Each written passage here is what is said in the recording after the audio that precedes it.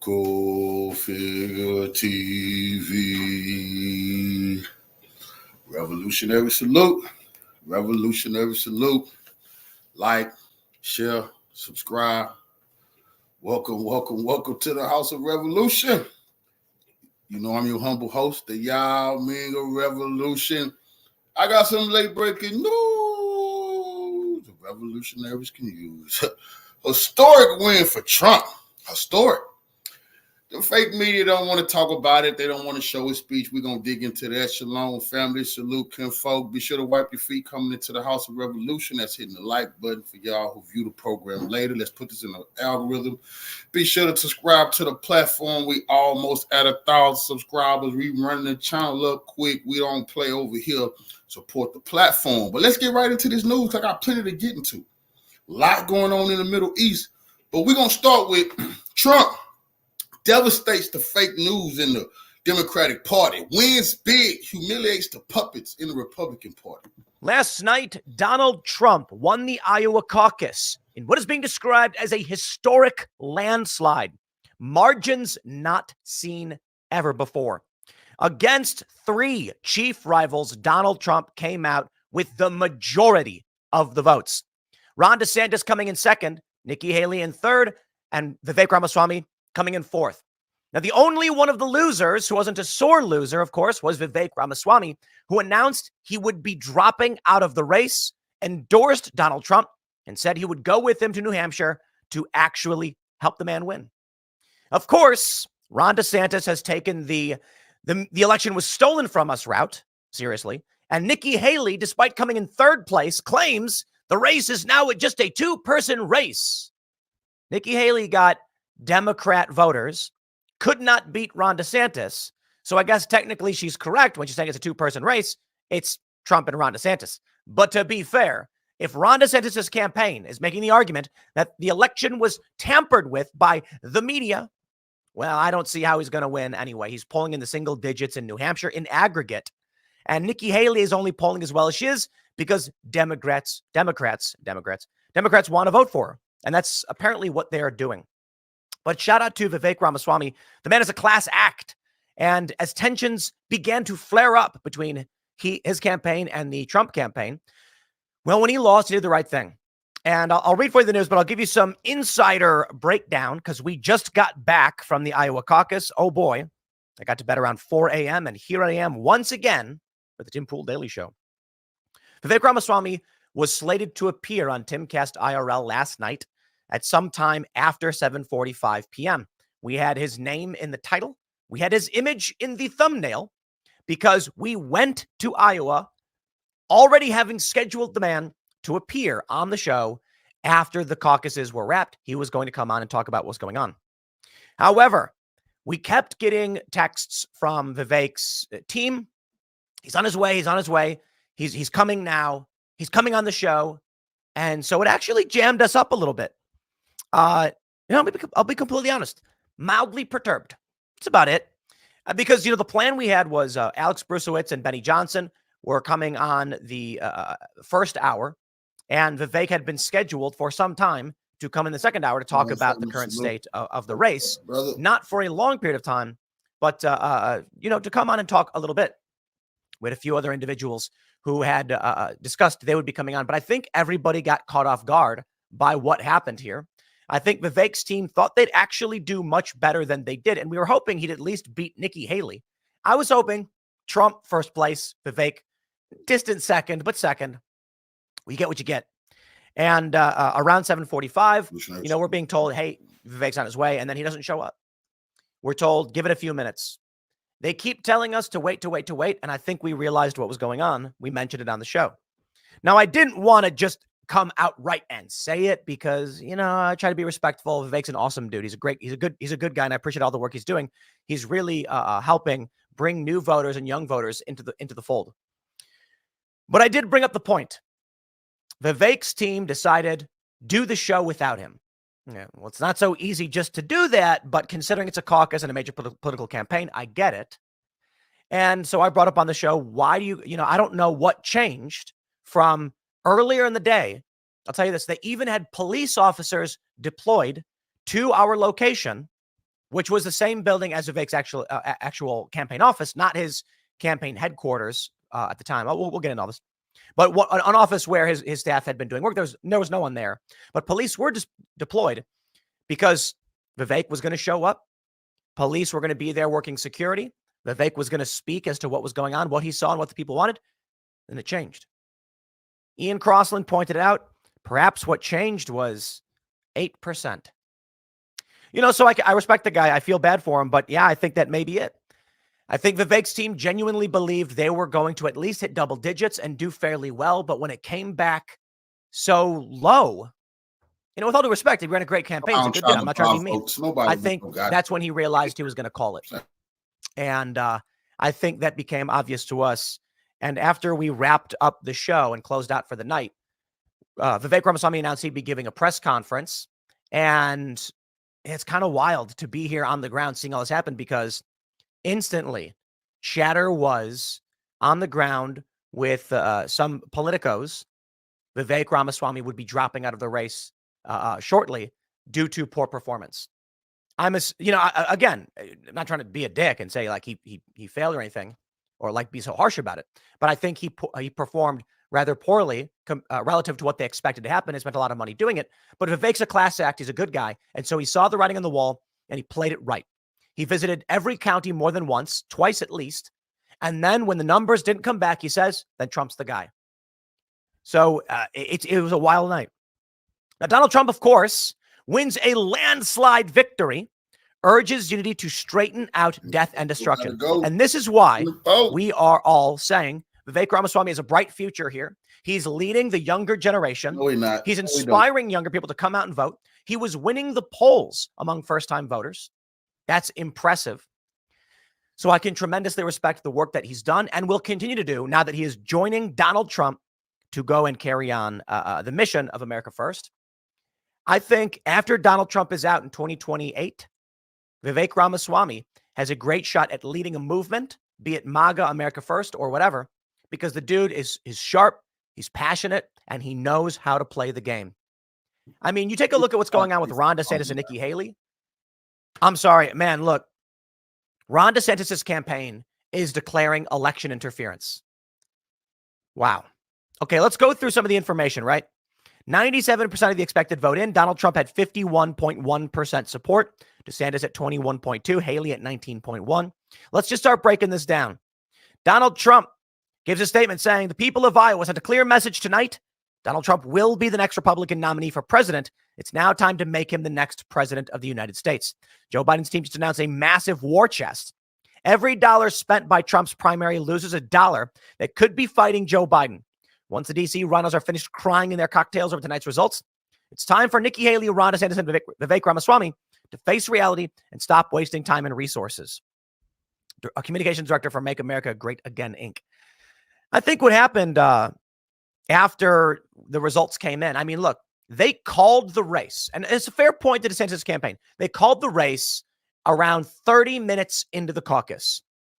And the DeSantis campaign is saying, that's irresponsible. Not everybody had voted yet. People were leaving. Come on, man. They called the race because it was an obvious landslide. What a waste of our time, to be honest. And as we were expecting Vivek Ramaswamy to come and join us, look, I get it. Nobody owes us anything.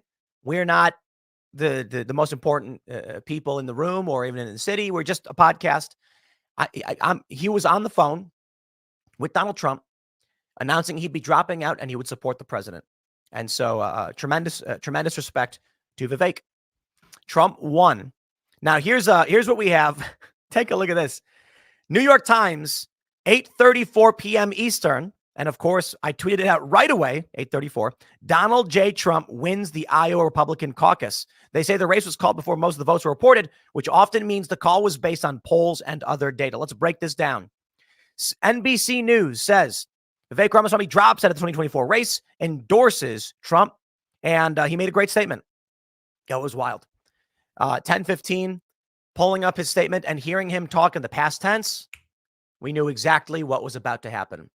So tremendous respect to Vivek. This guy knows what he's doing, deserves all the support he can get. I am absolutely excited for what Vivek can bring out in the future. And a lot of people are even suggesting now he may actually be VP. Now, in an interview, I believe he did an interview with Glenn Beck. He was asked what it would take for him to be the vice president. And he said he doesn't want to build a new FBI headquarters. He wants to tear down this institution. So maybe he won't be the guy. Rumors are circulating as we're leaving Iowa. Tulsi Gabbard maybe is a good pick. Kristi Noem. Tulsi Gabbard, it's a good pick. She's a moderate on a lot of issues. She's come slightly more constitutionalist and populist on many issues. She's far from perfect, but she's got military service, tremendous support amongst former Democrats and moderates, and that will be a stabilizing force for Donald Trump. Kristi Noem is a potential, but I don't know if she has the name recognition. Vivek Ramaswamy, of course, is a great opportunity. But Luke Rutkowski was saying last night that we need someone who's anti-establishment. If you want Trump to win, you cannot get a Nikki Haley. That is a terrible idea. She is getting Democrat votes, but these Democrat voters are not going to vote for a Trump ticket. So, of course, Luke said Tucker Carlson. But I don't think Tucker will do it. It's not who Tucker is. Now, of course, outside of the tremendous landslide victory of Donald Trump and the grace of Vivek Ramaswamy's defeat, we have two sore losers. The first, I got to show you, man, Nikki Haley in one of the most insane things I've ever heard. You got to hear this clip. You ready? Here we go. I can safely say tonight, Iowa made this Republican primary a two-person race. I can safely say. Now hold on. Maybe the context here is she's talking about Ron DeSantis, who came in second place. I like to hear all these Republicans talking about Nikki Haley. They're not going to win unless we say so. They don't understand that, bro. They just wasting their time. Trump just stepped on these people, crushed them, embarrassed them. They still talking about they got a chance to be president. No, you don't, Nikki Haley. Your ass didn't want to talk about slavery. You absolutely not going to never be nowhere near the motherfucking White House unless your ass is visiting. They better realize that they're not swinging no poles. It's us. We the ones. Why the hell you think Joe Biden down at the church begging and singing? Come on, man. And these people, Trump getting the 20% in the black vote. They can't get none of that. Nowhere near.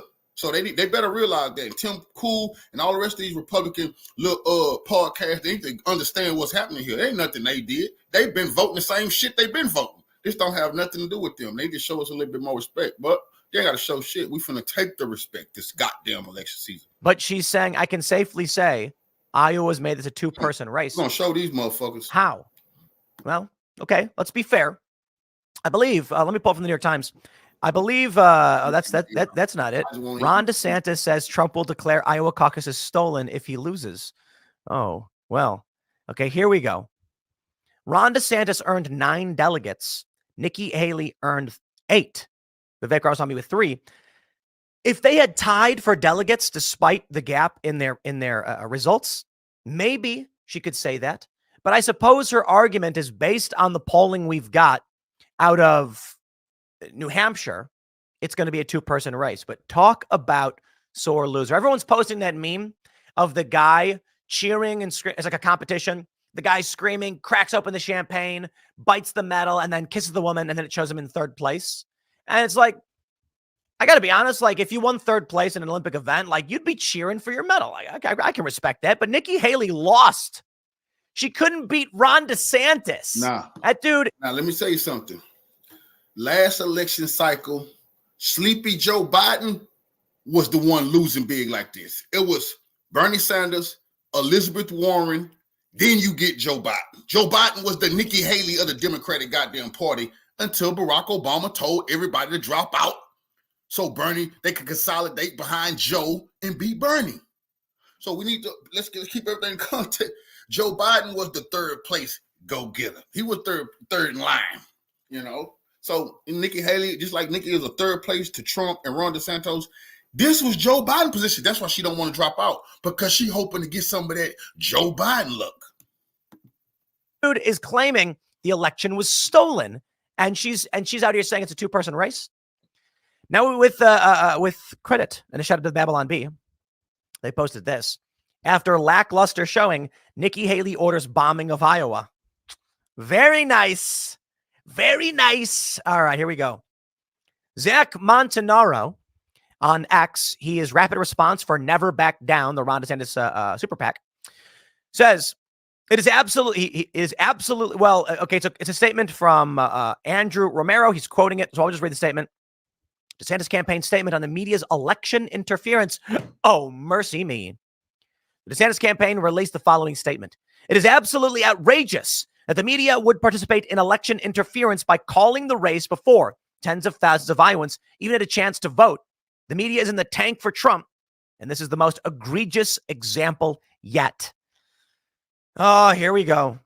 The New York Times. What? DeSantis says Trump will declare Iowa caucus is stolen if he loses. The former president will try to delegitimize the results, Mr. DeSantis said while campaigning in New Hampshire on Friday. Quote, if Trump... This nigga Ron DeSantis wasn't even supposed to be the governor of Florida.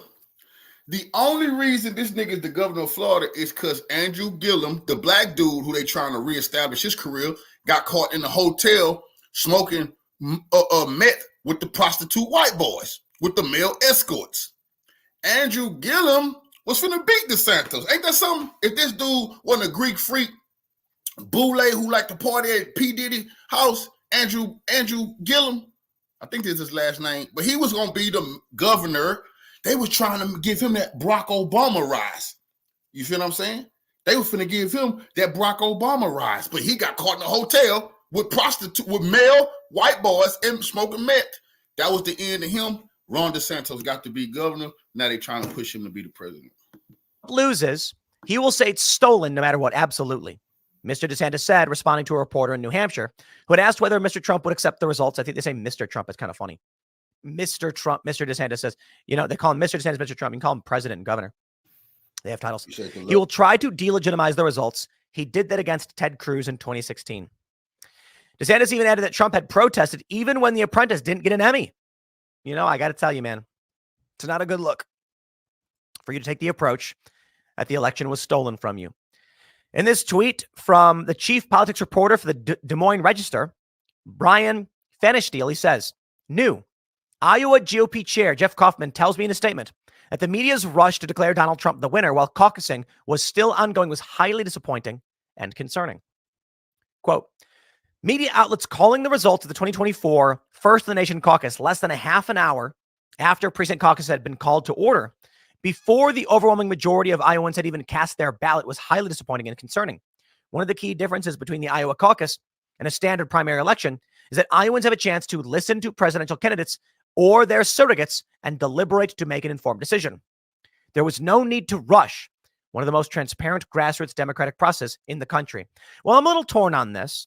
I do think it's important to point out the media called the race before people had actually cast a ballot. Not everybody.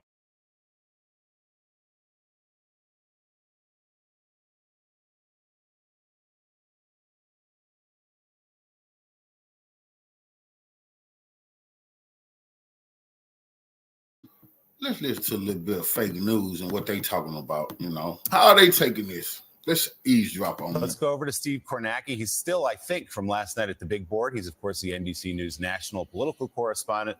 So, Steve, a big, big night for Donald Trump. Yeah, I mean, look, a couple ways to look at this. First of all, the 51% he finishes with. The previous record in an Iowa Republican caucus was 41%. You mentioned 2000, George W. Bush. He had 41. So the record was 41%, George W. Bush. Ooh, Lord have mercy. That was a long time ago. Ooh, Trump that came beat the record 20-something years later. Took 10% more than George W. Bush. As the most indicted president ever in history, as the most vilified president, as the most slandered president, he's still on the rise. And they so pissed because they've been promoting Nikki Haley and Ron DeSantis.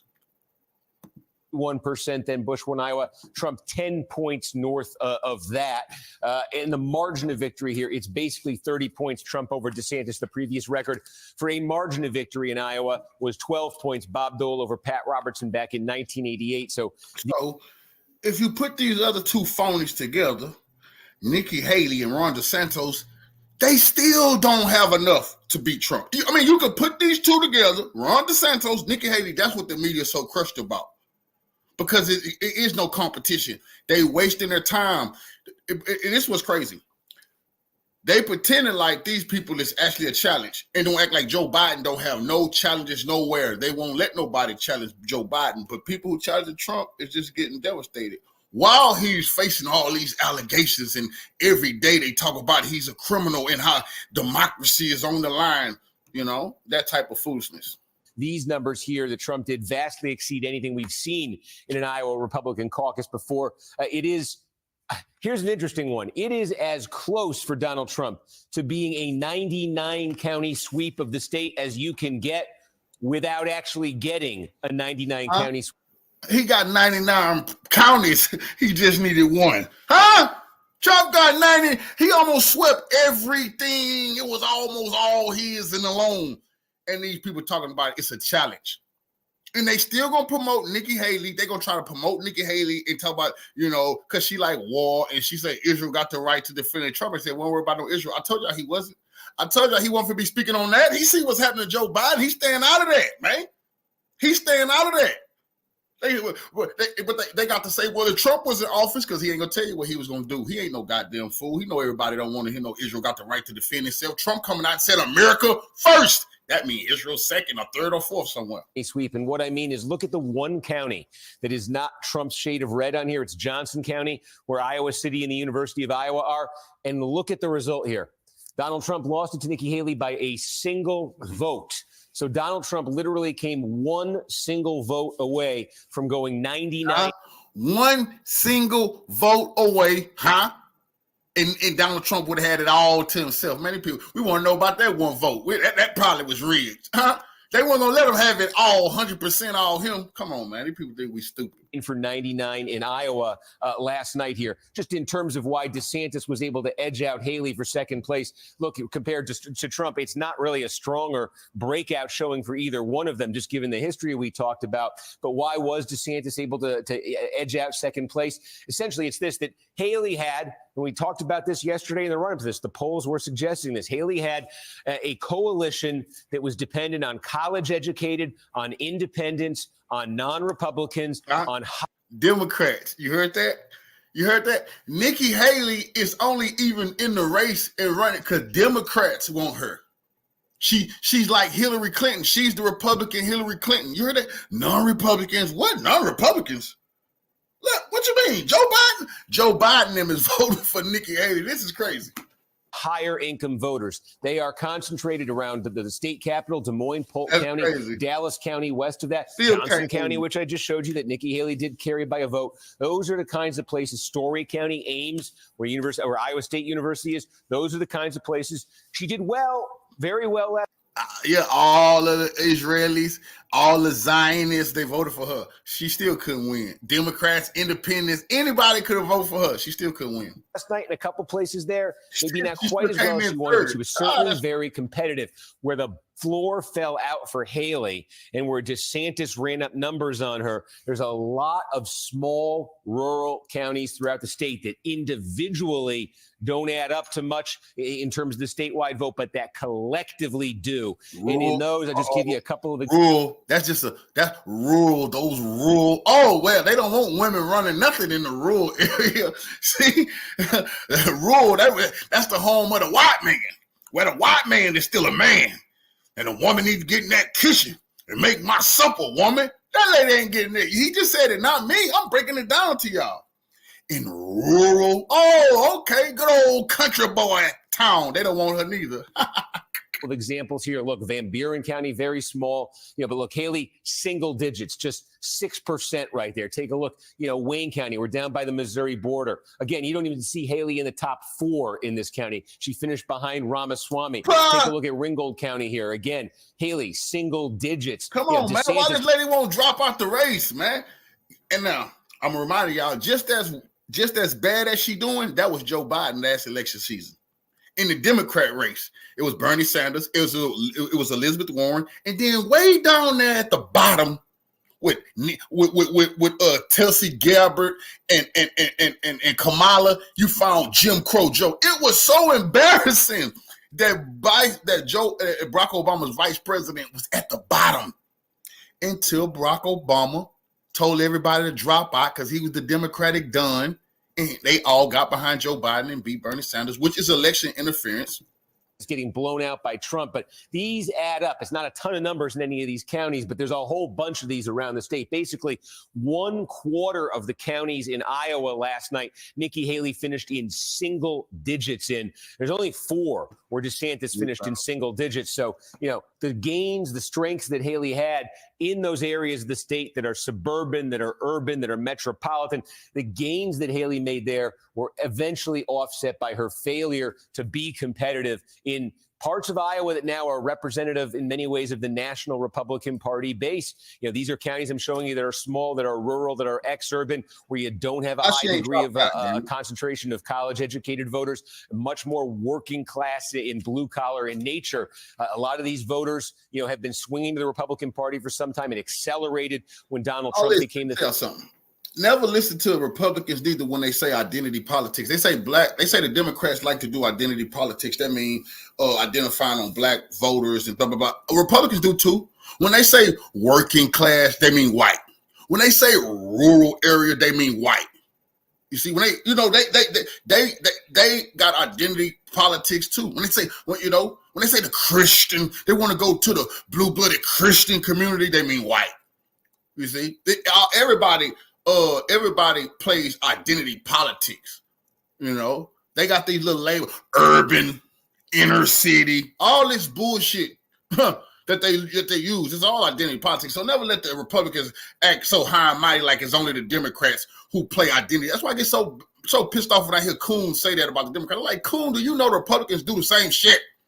Huh? They just leave you out. They don't. When they say the rural area, they don't mean you, huh? When these people talk about the middle class, when they say middle class, they don't mean you. Even if you in the middle class, they mean white. And their biggest code word is the silent majority. When they say silent majority, that means get the rope. They're forgetting about the silent majority here in America. They never mean us.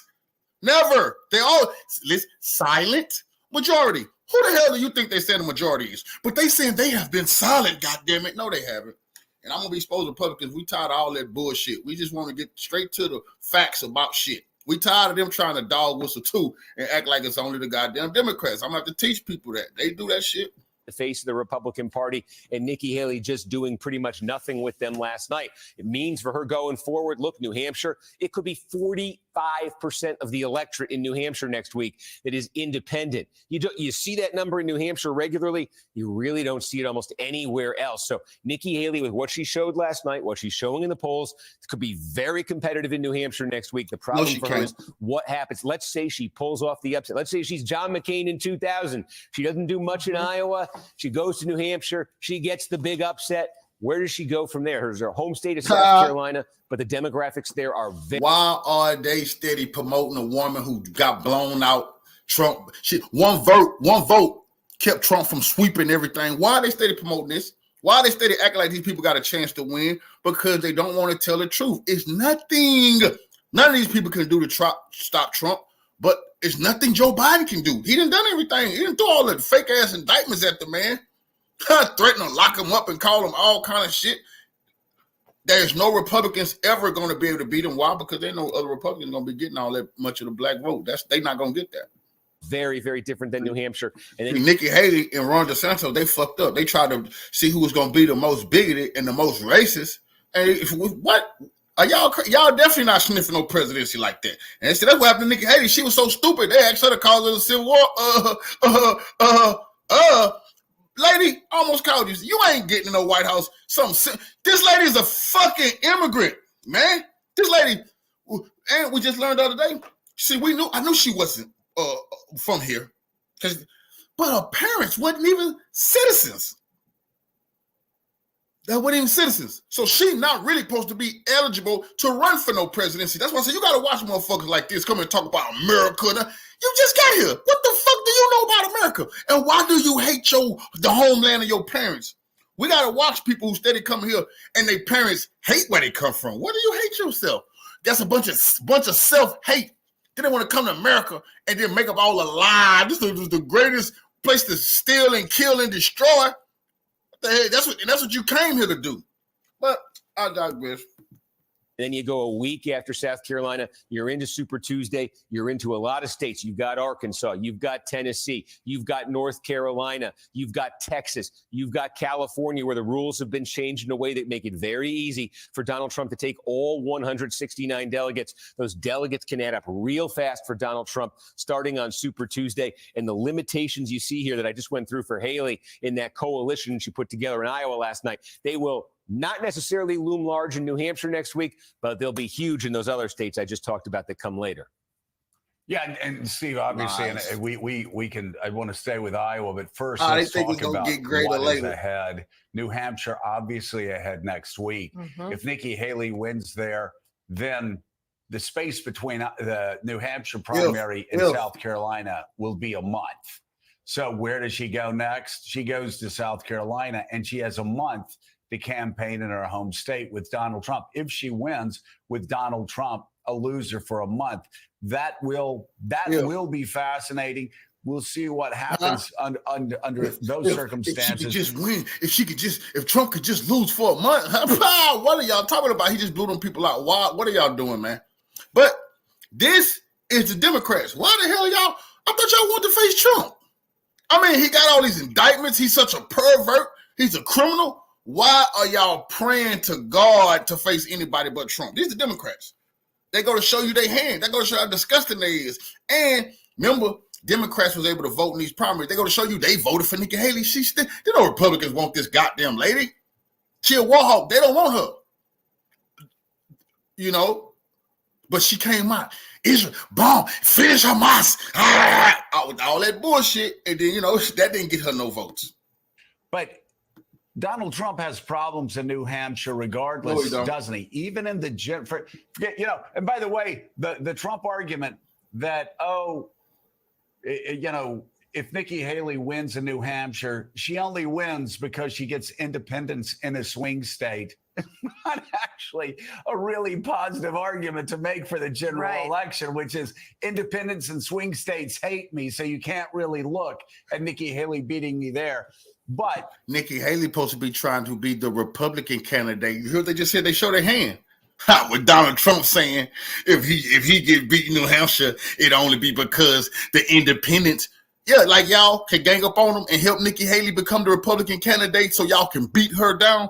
This is how disgusting politics is. They don't want to face Trump. They want to vote for Nikki Haley in every state in the Republican primaries so they can tear her ass apart. But it go to show you how weak they are. I thought y'all wanted Trump. All that being said, Donald Trump, even the head-to-head matchup in New Hampshire with Joe Biden, it's one of the few states, right? Well, you put up the wrong thing, buddy. You see, these people, they just try a magic trick. You see, they say, Joe Biden, but they didn't put the Joe Biden poll up. They put the New Hampshire poll up, where if she can win in New Hampshire, she losing by 11 points, man. What type of nonsense? But see, if that on live TV, you wouldn't have caught that. Well, it's not live TV. We got plenty of time to break this bullshit down. Did y'all just see what he tried to pull on us? They hurry up. I'm finna do it again, show y'all. They hurry up and took this off the goddamn screen, too. Really look at Nikki Haley beating me there.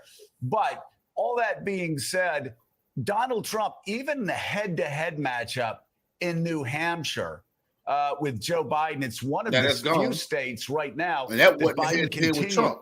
That was him trouncing Nikki Haley. They just said that she could win there. I'd be damned if she can. You see, they're voting for her there. They're making it seem like she real competitive, not with the Republicans. Democrats are voting for Nikki Haley there, not because they like her. They remember she's a racist bigot. They can't stand her guts. It's because they want to bring Trump down. This is crazy. With Joe Biden, it's one of the few states right now that Biden continues to beat Donald Trump. Yeah, New Hampshire swung pretty dramatically from being one of the closest states in 2016. Donald Trump nearly won it to being decisively for Biden in 2020. It's interesting, though, that electability argument you're making there about Nikki Haley. Again, I mentioned John McCain 2000. I think there's a lot of shades of George W. Bush versus John McCain in 2000 and Donald Trump now versus Nikki Haley. And one of them is exactly what you just talked about. John McCain won an 18-point victory in New Hampshire in 2000. Nobody saw it coming. He became a political sensation overnight. And there were general election polls. It's a famous one, CNN, USA Today Gallup poll in that period before South Carolina. It had John McCain 22 points ahead of Al Gore back in 2000. It had Bush doing 13 points less. McCain was saying, hey, it couldn't be any more obvious, folks. I can reach out to independents. I can reach out to Democrats. His famous line was, I'll beat George W. Bush like a drum. But what undid John McCain in 2000, I think, is a big threat to Nikki Haley and the Republican Party of 2024. Things don't change in some ways. What happened was Democrats was voting for John McCain to beat George Bush. They were trying to pull the same bullshit. So what they're actually saying is that's not going to work because the Republicans don't want Nikki Haley. In these primaries, you can try to stuff the ballots, Democrats, all you want. But when it come down to Trump versus Nikki Haley with the Republicans, she'll never fucking beat them. And that's y'all problem. They're going to have to face Trump, and they can't stand it. They want to, it's anything but facing Trump. That's crazy. I thought he was easy to beat. If you get the majority of your votes, if you're getting them from non-Republicans, and that is what John McCain was doing back in 2000, core Republican voters will look at you with suspicion. And George W. Bush in 2000 was able to make that race a loyalty test to Republican voters. Are you with the Republican candidate, he would say, or are you with the candidate of the mischievous Democrats, of the media, of the non-Republicans? And Donald Trump, what he will be able to do, what he can do with Haley, even with what we saw in Iowa last night with her coalition, and if she wins New Hampshire on the back of independence, he'll be able to make a similar loyalty argument. But I think he'd make it more personal because we see this. More than 3/4 of Haley's voters say they've got a negative view of Donald Trump. And we see in the Trump-era Republican Party that when remember what they just said, 3/4 of Nikki Haley's voters are Democrats. They're not Republicans. So remember, the Republicans are not saying they hate Trump.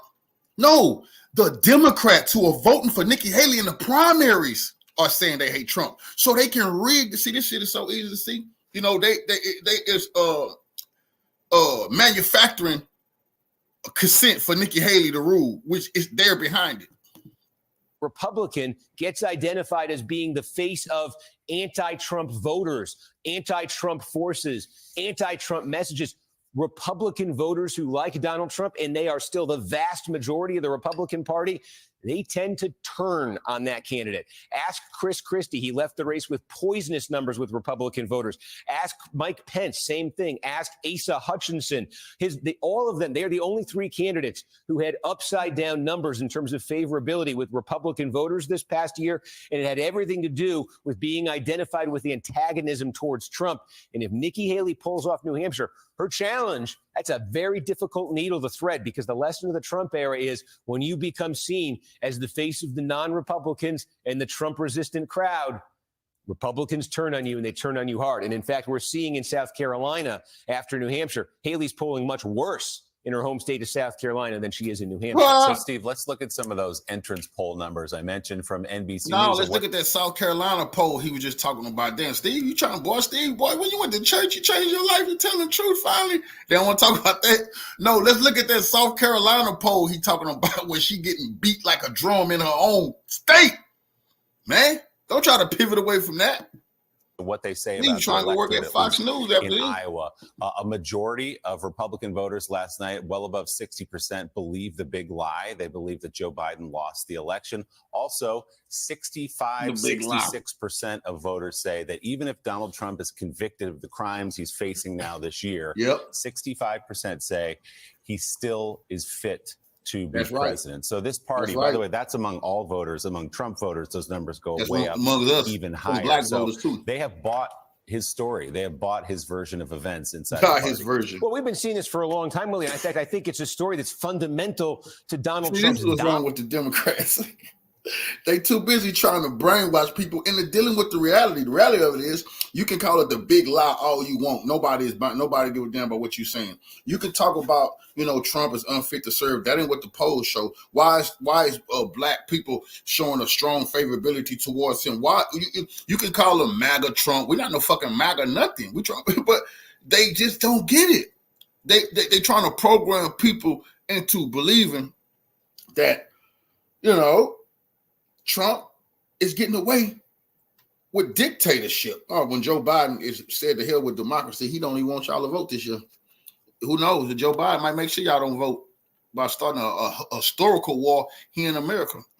Dominance that we saw last night and his dominance in the national polls right now, it's that core Republican voters see the legal situation around Trump. And I know there's all sorts of different areas here. I'll just say the legal situation to keep it simple. But they see the legal situation as an attack, as a politically motivated attack on Donald Trump. You can make up your own mind whether that's fair or not. Look at this. I think this tells the story. This is the trend line of the national Republican race from the very beginning of 2023 until we are this morning. And again, this is it wasn't that long ago, but I want to remind folks, in the early months of 2023 and the last month of 2022, December 2022, coming off that 2022 midterm where the Republicans underperformed, where the Trump-aligned candidates lost key races that cost Republicans the Senate and other major offices, Trump was running. This is the national average. DeSantis never caught him in the national average, but we would routinely see polls in January and February of 2023 that had DeSantis within 10 points of Trump.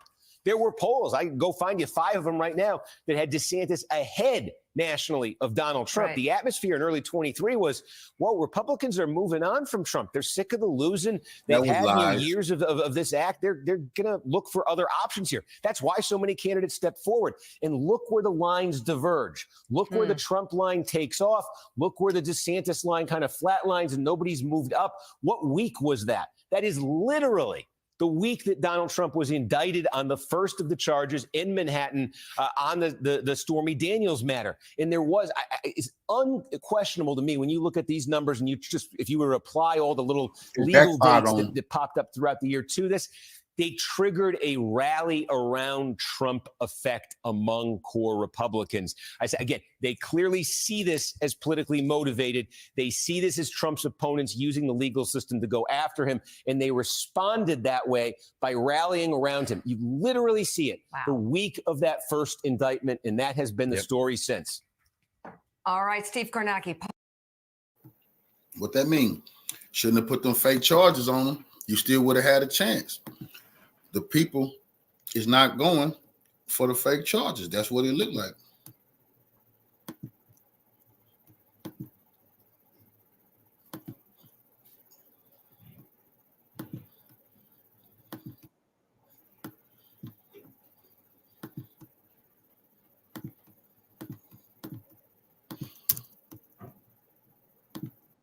More to our top story this morning. Former President Donald Trump notching a sweeping landslide victory last night in Iowa.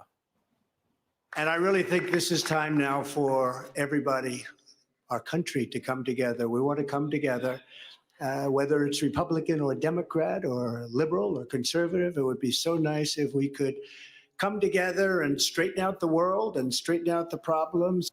Wow, a reflective president. Now imagine the fake news. They didn't play that. They didn't play Trump saying, hey, let's come together. Liberals, conservatives, Democrat, Republicans, hey, Proud Boys, Antifa, let's just sit down and think this. They didn't even want to play that on the news media, man. This is crazy. But critics in the left-wing media didn't see it that way, either refusing to air or cutting him off completely. We're going to seal up the border. We have an invasion of millions and millions of people that are coming into our country. That's what they go to. We're going to seal up the border. It's a million. So that's what they feed to their people. Not when he just say, liberals, I want to sit down, come together. Democrats, they don't want their people to hear him sound like that. They want to hear, seal the border. Millions of these people is nuts, man. which I can't imagine why they think that's a good thing. Donald Trump declaring victory with a historically strong showing in the Iowa caucuses. Here he is right now under my voice. You hear him. Look, and he talking over Trump. This is how disrespectful these clowns is. Here's Trump trying to talk, and this clown is just talking himself. Here he is right now under my voice. You hear him repeating his anti-immigrant rhetoric. The projected winner of the Iowa caucuses has just started giving his victory speech. We will let you know if there's any news made in that speech. So if he wins the election, will they cut him off in the State of the Union address? Is that a... She say, so the person who won the victory, the person who won big historically, Trump, that lady just said, we'll let you know if he say anything newsworthy. So their audience don't get to hear Trump say, hey, I want to sit down with the Democrats, the liberals. I don't want war. I want to help the country. I want to save us from World War III. Their people never got to hear that because that wasn't newsworthy for them. Unbelievable. I'm louder than the winner. Tommy Lahren joins us now. She hosts a great show on Outkick. Tommy, your reaction to their reaction to Trump winning again? I mean, I'm not surprised in the least, and they're going to continue to do this through Election Day and probably beyond that. And I think it's so interesting when they say because of his anti-immigrant rhetoric, he has not a single word was anti-immigrant. We're talking about illegal immigration. But of course, they can't say that to their viewers because their viewers have formed a safe space over at MSNBC and CNN, and they don't want to upset those safe spaces. A lot of these journalists that are masquerading as journalists are actually activists, and they hate Donald Trump. They hate the fact they were wrong in 2016. They hate the fact that Donald Trump is doing so well in the polls, not just within the Republican Party, but within the general election that's upcoming. So they don't want to give him a chance to speak to the American people. They tried that with that CNN town hall several months back, and they were so disappointed that even CNN viewers seemed to take to Donald Trump. They couldn't possibly risk that, so they will stifle him at every turn. So we have to be ready to play hardball because the media is not going to be doing Trump any favors anytime soon. And the thing is, if you look at the polls, they did a voter analysis. Immigrants in the U.S., this question was asked, do more to help or hurt the country. 22% say help, 75% say hurt. Meanwhile, in terms of the issues that matter most, immigration's number one, 41%, 33% in the economy, then foreign policy, then healthcare. Tommy, what I think they're missing is instead of the president coming down an escalator and people saying, what does he mean there's a problem at the border? Now, everybody, including Democratic mayors, know there's a problem at the border. They're the ones living in 2015, 2016, don't you think? I certainly do. And I think Lawrence alluded to this earlier, but if this general election becomes about the economy and immigration, Donald Trump is going to do very well. And I hope that he makes it about the current issues. We got to stop talking about 2020 and bedlam and retribution. We have to talk about the issues. And if the American people are concerned about immigration, well, Donald Trump is your guy because he's the only one that wants to seriously address the issue. That's very good for Donald Trump that people are starting to care. Very bad. And people starting to care like the black community because they start shipping the immigrants into the black community. They've been shipping them, but we just woke up. They've been shipping them since the Vietnam War. Now they got the liquor stores, the nail salons, they got the corner stores. They've been shipping them since they went into Iraq. Now they got wash interiors and corner stores. They've been shipping the immigrants over here. We're just now waking up to the total invasion of our goddamn. Our elders done woke up, Chicago, New York, and said they wanted to talk to Trump. They tired of the BS. We not finna go out like that, and become the fourth or sixth choice in this goddamn country. It won't be no goddamn. I keep saying it won't be no country. We can't have nothing. It ain't nothing for nobody then, you know. Bad for CNN and MSNBC, so unfortunately, Tommy, for them. You just brought up tactics real quick on New Hampshire, a different way to win in New Hampshire. A lot of moderates, a lot of independents, and a lot will be taking place voting in the primary. If you're President Trump, do you change what you say?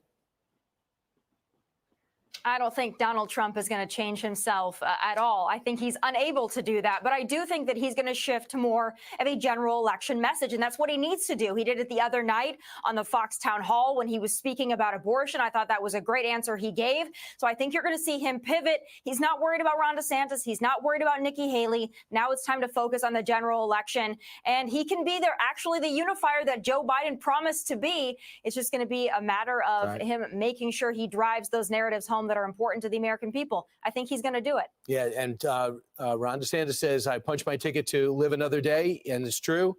But Nikki Haley, this is her moment, because if she's going to win it all, New Hampshire will be the place to start. Fox News want her too, because she's a war hawk. Fox News wish the goddamn Republican Hillary Clinton could get in the goddamn office. Hell no. They asked that lady what was the problem in slavery. She said, what was the problem in the Civil War? She said, Nikki, girl, you crazy. You an immigrant too? Man, please. You and your people just got here? Got to be crazy. Good morning and welcome to Rising. Brianna and I are back on this lovely, snowy Tuesday morning. We braved just minor inclement weather, nothing at all compared to what the caucus goers in Iowa dealt with yesterday. And of course, we want to get to the very exciting results. Are we ready, Brianna? We are ready as we'll ever be. So let's get into it. Vivek Ramaswamy, that's the big news, is out of the GOP presidential primary after a less than stellar performance at last night's caucuses. President Trump mopped the floor in his superstar showing, earning roughly 51% of Republican voter support and blowing past his nearest competition by over 20 points. Let's watch some of Trump's victory speech. So Russia would have never attacked. Israel would have never been attacked. The Ukraine situation is so horrible. The Israeli situation is so horrible. What's happened? And we're going to get them solved. We're going to get them solved very fast. I actually said, Ukraine, I know President Putin very well. I know Zelensky very well. I'm going to get him in. We're going to get it solved very quickly. Should have never happened. Would have never happened. Now you have all that death, far greater than people understand. The numbers are far, far greater than anybody would even think possible. You're going to find that out in the years to come. When they knock down these massive buildings in Ukraine, and then you see they announced 2 people were slightly wounded. No, many people were killed. Many people were killed. We're going to get it stopped. But it's so sad because it should have never started. People killed and a culture destroyed. You can never replace 1,000-year-old buildings with the most beautiful golden domes and churches and everything, just all rubble now. And it's so sad. Would have never, ever happened. Now, Ramaswamy made this sober announcement at the end of his campaign, from the Iowa stage last night. We'll get more into that later. But first, let's see how the other candidates performed. Florida Governor Ron DeSantis came in second place behind Trump with 21% of the vote. And former UN Ambassador Nikki Haley came in third with 19%. Trump, DeSantis, and Haley will face off next in Nevada on February 8th. Recent polling finds all 3 Republicans beating President Joe Biden in a general election matchup. Meanwhile, it wouldn't be an Iowa caucus night without a little vote counting drama, would it? The DeSantis campaign railed against corporate media, accusing networks of calling the vote too early for Trump. Let's watch some of that. Well, what happened tonight is appalling. The media calling the race for Donald Trump before votes have been cast. I personally spoke in multiple precincts in front of hundreds of voters. And while I'm presenting and delivering the closing argument for Ron DeSantis and actually flipping voters, people start getting alerts on their phone saying the race is over before they've even won. One guy said, why do we even bother voting if it's already over? That is absurd. That challenges the very tenets of our Republican democracy, and that should not happen. Yeah, so a lot of frustration about this, specifically from the DeSantis campaign, the results being called immediately, instantaneously, well before the voting was finished. Clown, you're getting blown out. It's over. So to explain that argument, so I do get where they're coming from specifically with Iowa, because the margin matters, frankly, for determining the delegates. So even if it's a foregone conclusion that Trump's won, depressing turnout matters for how many delegates the other candidates can accrue. That said, and also the networks on paper have a policy of waiting until at least the polls close to cause it, and they all violated that. So one can make a lot of arguments that was badly handled. At the same time, at the end of the day, I have a hard time getting past that. I mean, if they know, they should. Why it's not their responsibility to hold off. If they know what the result is, they have to wait to tell you for the good of democracy. Well, Yes, especially in a world where people are getting alerts on their phone. It's not like Walter Cronkite somewhere on somebody's enormous, 2 foot deep TV screen in their living room, and that news is not going to get back to someone standing in line at a voting precinct. No, this is a situation where someone could very well be en route or standing in line and get an alert on their phone and say, oh, well, it's a very snowy day. If the weather is horrible, there's actual safety concerns of me being out here. Let me just cut my losses and go home. And what's the upside for the news channels? Being able to say, I'm CNN and I beat Fox News, or I'm Fox News and I beat MSNBC. I don't know that I would be so quick to sideline those concerns over the broader democracy concerns. At the same time, though, I think realistically, people like who are in Ron DeSantis' position have to do the work of voter education to make sure that if they want the result of people staying in line because it benefits him, even if he doesn't actually win the contest, he lets voters know that on his own dime, on his own terms. Absolutely. So massive victory for Trump, 50% of the vote, biggest win margin in years. That's why they called it early. It was the biggest win they had ever seen. Them people, it's cold. Them people not finna sit there. Them people not finna sit there for no reason. And Trump had more than Nikki Haley and Ron DeSantis put together. They could find you 10,000 more votes, you still lose. You got 1,000 people in line. 100 might want you. If all 1,000 of them in line wanted you, you still lose. You see, that's why they called it for Trump. You see, they just didn't want that. They wanted to look like it came down to the last second. No, it didn't. Shame on racist Ron, because he finding out nobody want him as no president. Nobody came to see you, Otis. And years in several caucus cycles. Ted Cruz didn't win by this much last time, with Santorum and Huckabee in the cycles before that. Obviously, none of those people actually went on to be the Republican nominee. Trump is in a different position where he's very likely to be the nominee. DeSantis coming in second very narrowly. I think a lot of... That's a damn lie. Why y'all lying? Narrowly? No, good thing we already put the real numbers up. Trump blew them out. Had 50-something thousand. Ron had 20. Nikki had 19. That's why I said if you put both of their little bullshit, add them up together, they still couldn't equal Trump. That ain't close. That's not, no, it's not. Narrowly compared to Nikki Haley, which right. is where the real contest was. I think, Nikki Haley was the beneficiary of so much positive media attention, media cycles in the last couple of weeks, talking about how her campaign was accruing momentum. And now, obviously, she has a very favorable state coming up next, New Hampshire, where DeSantis is the one expected to do least well of the three. So we'll see. But right now, it's still on paper, coming out of Iowa, the race is still where it was all along. Trump well ahead with DeSantis right behind him at some point. Everybody wishing Trump. They still wishing the man fall, man. The only thing to stop that man is if they do him like JFK. That's just the damn truth. They wishing maybe this can happen. Well, if the Democrats this is the Democrats' plan to help Nikki. Well, if the independents and the Democrats show up together and vote for her, she beats Trump in New Hampshire. That's your plan? That is the plan to beat Trump. So, without independents and Democrats rigging it for Nikki Haley, only if they voted for her, she beat Trump, then they abandon her in the general election and then they beat her. But the polls do say Joe Biden is losing to all of those people. That's what's the craziest part.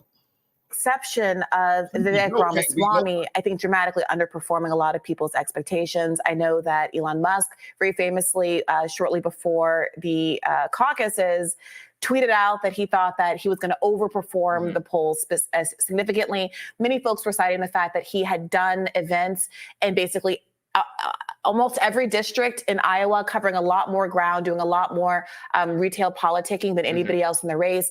It, in some ways, was being framed as a man named Vic Ramaswamy. Man, that man went to Iowa, man. You can get away with being Vic Ramaswamy in California. You can get away with being Vic Ramaswamy probably in New York.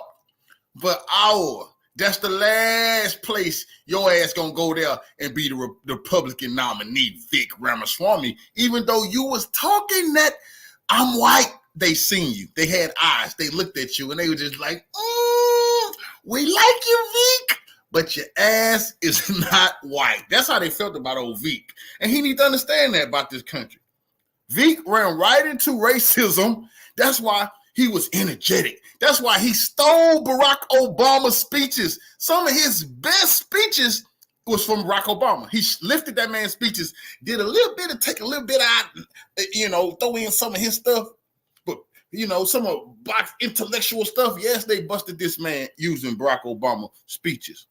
But Vic ran into the hour. They don't want no man. A referendum on whether retail politics, actually meeting people and getting in the room, mattered. And if that's the case, then there's a strong argument here, given that Vivek Ramaswamy only came out with 7.7%, well behind both Nikki Haley and Ron DeSantis, that maybe that doesn't matter as much as it used to, or this argument that we've been having on the show, this debate about whether or not he just was traveling too firmly within Donald Trump's own lane. And there was just no space for a voter that likes Vivek Ramaswamy to choose him over Donald Trump, especially given that he and Donald Trump had those little dust-ups in the days right before the vote. Sure. So, I mean, if you're looking for Trump is not inevitable narrative, I think it's very hard to really grasp one. I get, but it still technically remains the case that he had about 50% of the support. And perhaps, maybe, if it was just a contest between Donald Trump and someone else, and that other person got all of the non-Trump vote, the Nikki vote, the DeSantis vote, the Vivek vote, was all the Asa Hutchinson vote. He had a couple, I think, a small number of voters in some of those caucus sites. All of that together, again, that's a big if. Would technically rival. If this I told you, this is the plan to beat Trump. If magical shit can happen, if we can just try some more shit, maybe they'll take Trump out. When the man clearly is blowing everybody out, historical landslide wins, and they still cannot accept it. The will of the people. This is crazy. The support that Donald Trump has. Of course, the problem is, do all the DeSantis people have Nikki as their second choice? Do all the Nikki people have DeSantis as their second choice? Are the Vivek people, would they just be Trump if not for Vivek? Vic already, the Vic is smart. The Vic sat there and he a businessman. I ain't say he was no dummy. Now the man made millions of dollars off the scamming here in America. With that pulling his straps up nonsense. He dropped out and endorsed Trump, you see. So he had 7% himself. So he's telling his people, get with Trump. Trump is the real deal. Hey, and Trump behind the scenes, letting them know, hey, we're going to throw you a bone. Now we need you to get on the road, which Vic said he will be going out and campaigning for Trump. Vivek. So it's much more complicated than that. And in fact, I think the lesson is nothing is really dissuading Republican primary voters, caucus goers from Trump. They still love Trump. They have had a number of potential off-ramps from Trump and Trumpism. They have declined to take them every time. The party, the voters, broadly speaking, not every last one of them, but enough of them stick to Trump. No, they can't believe it. They can't believe it. You see, Trump winning big is a story all over America. Trump winning big is a story all over America. I mean, not all over America, all over the world. Now they got to show the world that, oh, I thought y'all said that. They was rejecting Trump in America. Hell no. They were lying to the world. They don't want nothing but a clown. They want Joe Biden. Vivek Ramaswamy is out of the 2024 presidential running after garnering just 7% support from Republican Iowa caucus goers. Here he is in Iowa making that announcement last night. But we talked about it tonight. We took a little bit of time in our apartment in Des Moines before coming here to make some hard choices. And I wanted to make a couple of announcements tonight to get the business out of the way. And then I want to tell you where we're going. As of this moment, we are going to suspend this presidential campaign. And this is going to have to be...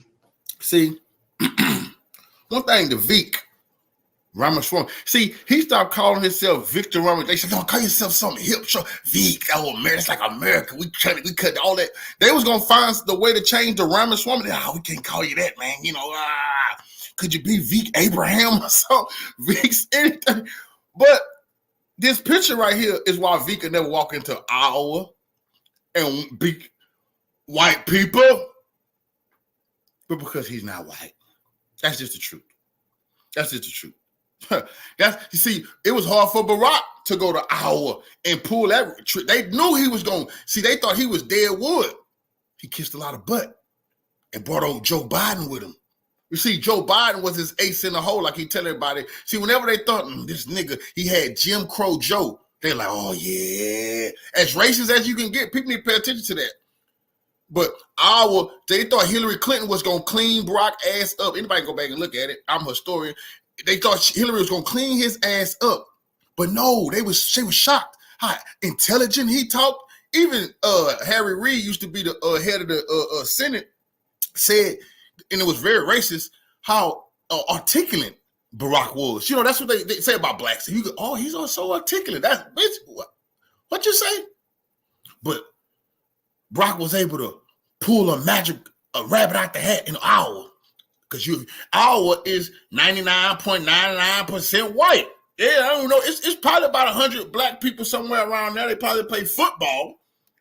So Vic was dead in the water right here. And they were not finna let this lady be no goddamn first lady. Because there's not enough of them. See, only reason they say Michelle because the black people pushed hard. They came out and voted. Vic don't got a lot of Indian people here in America backing him. Kamala Harris ain't with him. She Indian too. Y'all remember that? There's no path for me to be the next president absent things that we don't want to see happen in this country. You're not white, boy. All right. So this really was the big headline from the night. For several reasons, I think a lot of folks thought Vivek was going to do a little better. Elon Musk was predicting he was going to outpace polls, partly because he was doing so much retail politicking across the state, spending a lot more time there, visiting all parts of the state in the way that other candidates did not do. And so my question to you is what you think happened here. We all know what happened. And I behind closed doors, I know Vic, like, damn, this racist country. He know they're racist. The same reason why our brother Larry Elders, they wouldn't even put him on the Republican debating stages. You see, that's the problem. You know, when you vote conservative, or you got to let them know, it's bigots here, it's hypocrites in the House, but Democrats too. You can't let them pretend, see? You can't let them pull that, you the good one. Vic let them pull that, you the good Indian. But the rest of those illegal Indian immigrants, the rest of your people, they don't like his culture. He ain't a Christian. When he went to one of those places and was trying to talk about his faith outside of Christianity, I just hit boy, you dead in the water. You said what? You think them good white folks all over this country finna vote for you? You not a Christian? You know the hell Barack got because they thought he was a Muslim. Come on, man. But when you don't confront those are still the politics to play here in America, you giving America a pass. Victor Ramaswamy was young, intelligent, self-made millionaire. That's real truth. Rising star. But he one thing, you not white and you not black. You see? So they not ready for that. They like, brother, you're not finna be, you think you're gonna be the first Mexican president? You gonna have some hell on your hands, nigga, and it's in Mexico right there. That's just the ways of this goddamn country, and you got to face it. And whether these things had an effect. One, his dust up with Donald Trump in the days before, where Donald Trump kind of broke his silence on Vivek Ramaswamy to tweet or to truth.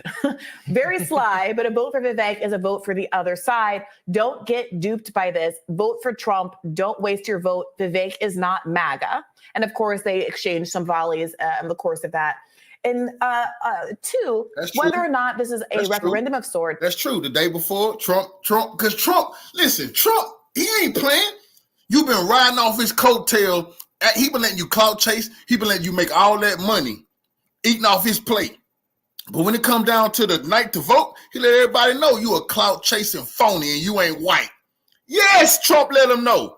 He ain't MAGA. That was code word. Trump let his crew and I know he ain't MAGA. That was the wink wink. Don't fall for that. And Vic took it like a champ. Like, oh, you got me. Yeah, Vic, you want to play ball? Yeah, you thought you was one of them? You not. You got to know who you are. That's why we here for our people. We want our anti-black hate bill. We want our lineage-based reparations. We want that golden package, that platinum package for black people Trump was talking about, we want more. We don't want to be them or be with them. You see, that's when you know. See, he think he them. They don't want you around them, boy. That's your problem. You should have came in the name of your people doing business. They would have respected you more. On Vivek's choice to really ride the cultural politics line that was innovated by Donald Trump. The torch was carried by Ron DeSantis, of course. Although it seems like Ron DeSantis has backed off a little bit of that, but Vivek has really carried it through to the end, tweeting just before the caucuses, there are two genders, and no, a man cannot become a woman. Iowa, I'm asking for your vote tonight. Is the outcome here a referendum on that style of cultural wars politics? I mean, I don't know about that because the winner, Donald Trump, does that sort of thing all the time. This sort of thing? What? Say what you want about Donald Trump, but he has never been out front banging a drum, kind of courting these culture war issues in exactly the same way. Donald Trump famously was the first Republican candidate to wave the pride flag from stage. Mm-hmm. See, here you go. See, it's not good to punch on the man, but use the man when you want. Tell the truth. I say this all the time. Trump played fussies with bigots to get in power. But a lot of people have. You got some of these house niggas like Puffy and them, Jay-Z, they playing footsie with bigots too, goddammit. Yes, he played footsie with bigots. That's a goddamn problem. But he ain't never been the bigot who hated. You got some whites, nigga, they won't do shit for you. They want you to have shit. Everything they about is you not getting shit. That ain't never been Trump. You gotta be willing to know that. You gotta be willing to know that. They try to sell you that, you gotta know they conning you.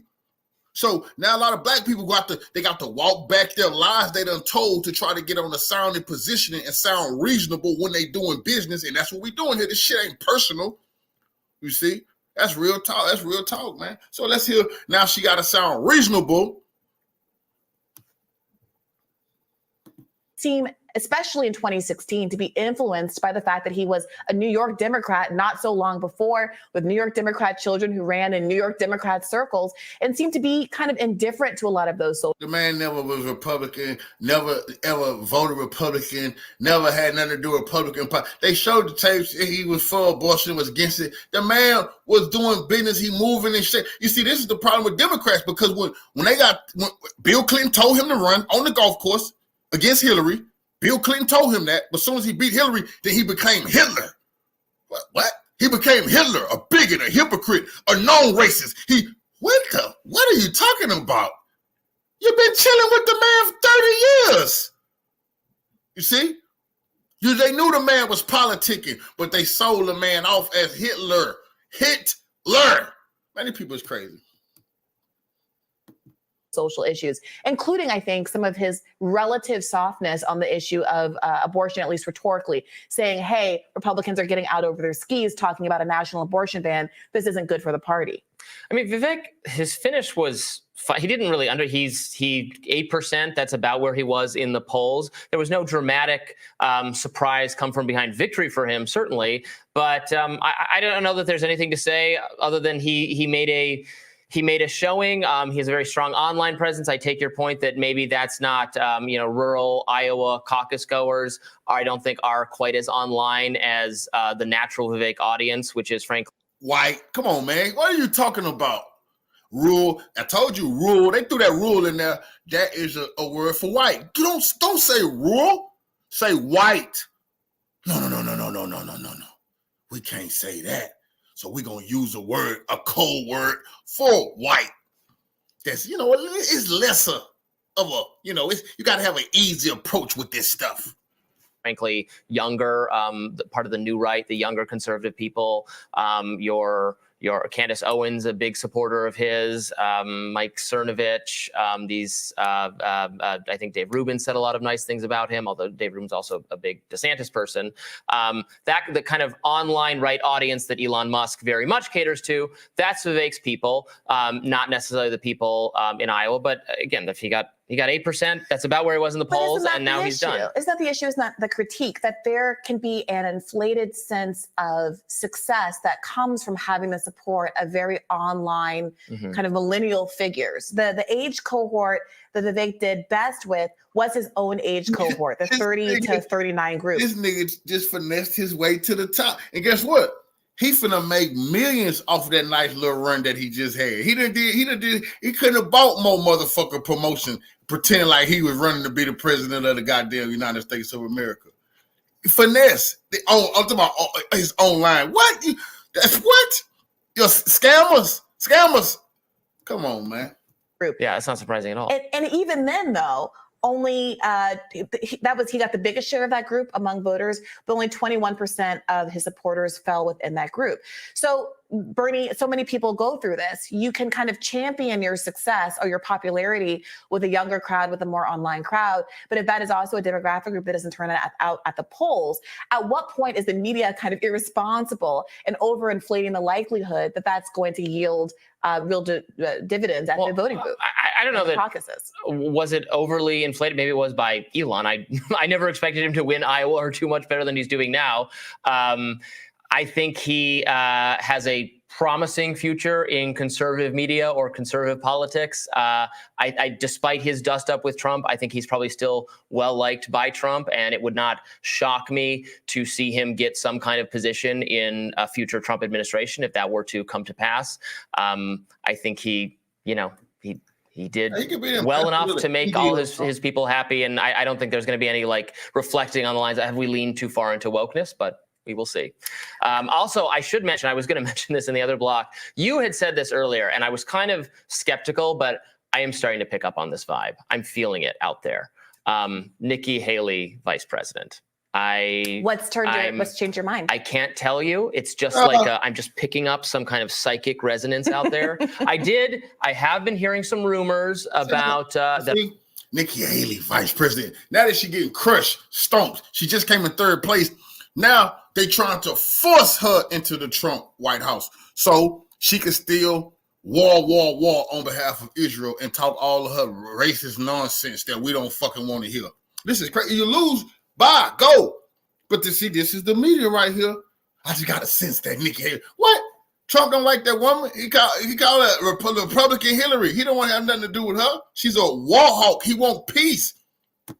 That I have no way of verifying are true whatsoever, so I'm hesitant to even share them, but I have been picking up on rumors that there's some kind of Trump-Nikki Haley deal where she's going to drop out, not before New Hampshire, but sooner rather than later, and endorse him and be the VP. There's a strong argument there that if you're someone who is concerned about Trump's legal woes, that having someone who is credible, who is qualified, who has performed in all of these official roles as governor, as UN ambassador, who is poised and who presents well and who seems like they can drive the ship in the number 2 seat is going to reassure a lot of Americans, including a lot of liberals who might frankly be hoping that Donald Trump, Nikki Haley ticket results in a Donald Trump ending up in jail and Nikki Haley being frankly, a preferred choice over the rest of the field for liberals in the White House.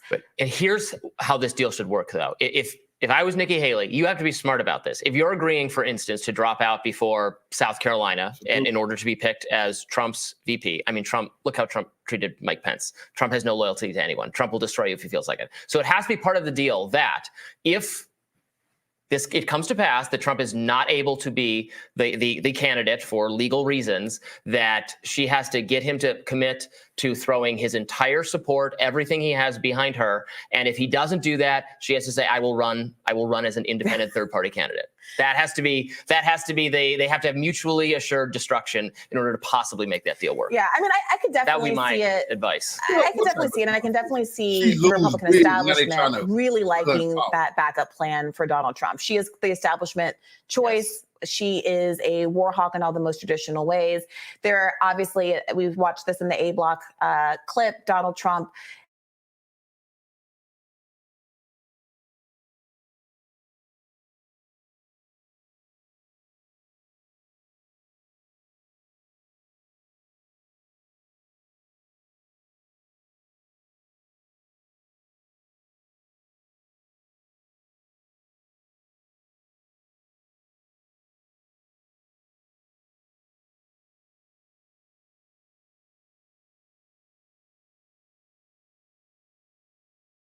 Hello, everybody. We are coming to you at 9:55 p.m. Eastern Time with the latest results. It appears now that Donald Trump has handily won the Iowa caucuses with a heated race between Ron DeSantis and Nikki Haley for second place. But I think emerging from the story tonight, Crystal, is just the overwhelming dominance of Donald Trump.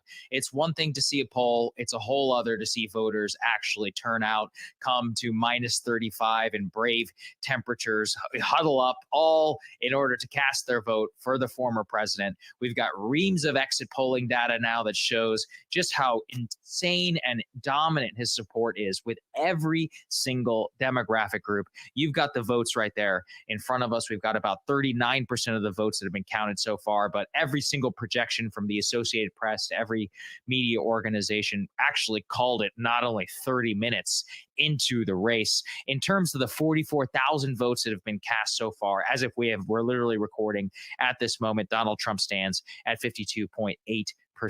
Nikki Haley only seeing strength in the richest and most college-educated towns all across of Iowa. Ron DeSantis finishing second, it appears, in every county or so, but not able to actually lead in any. And then I guess another sub-internet story, which we're definitely going to spend a decent time on tomorrow, is Vivek Ramaswamy, the hoped for overperformance given his massive retail politicking and number of events in the state, more than anybody else combined.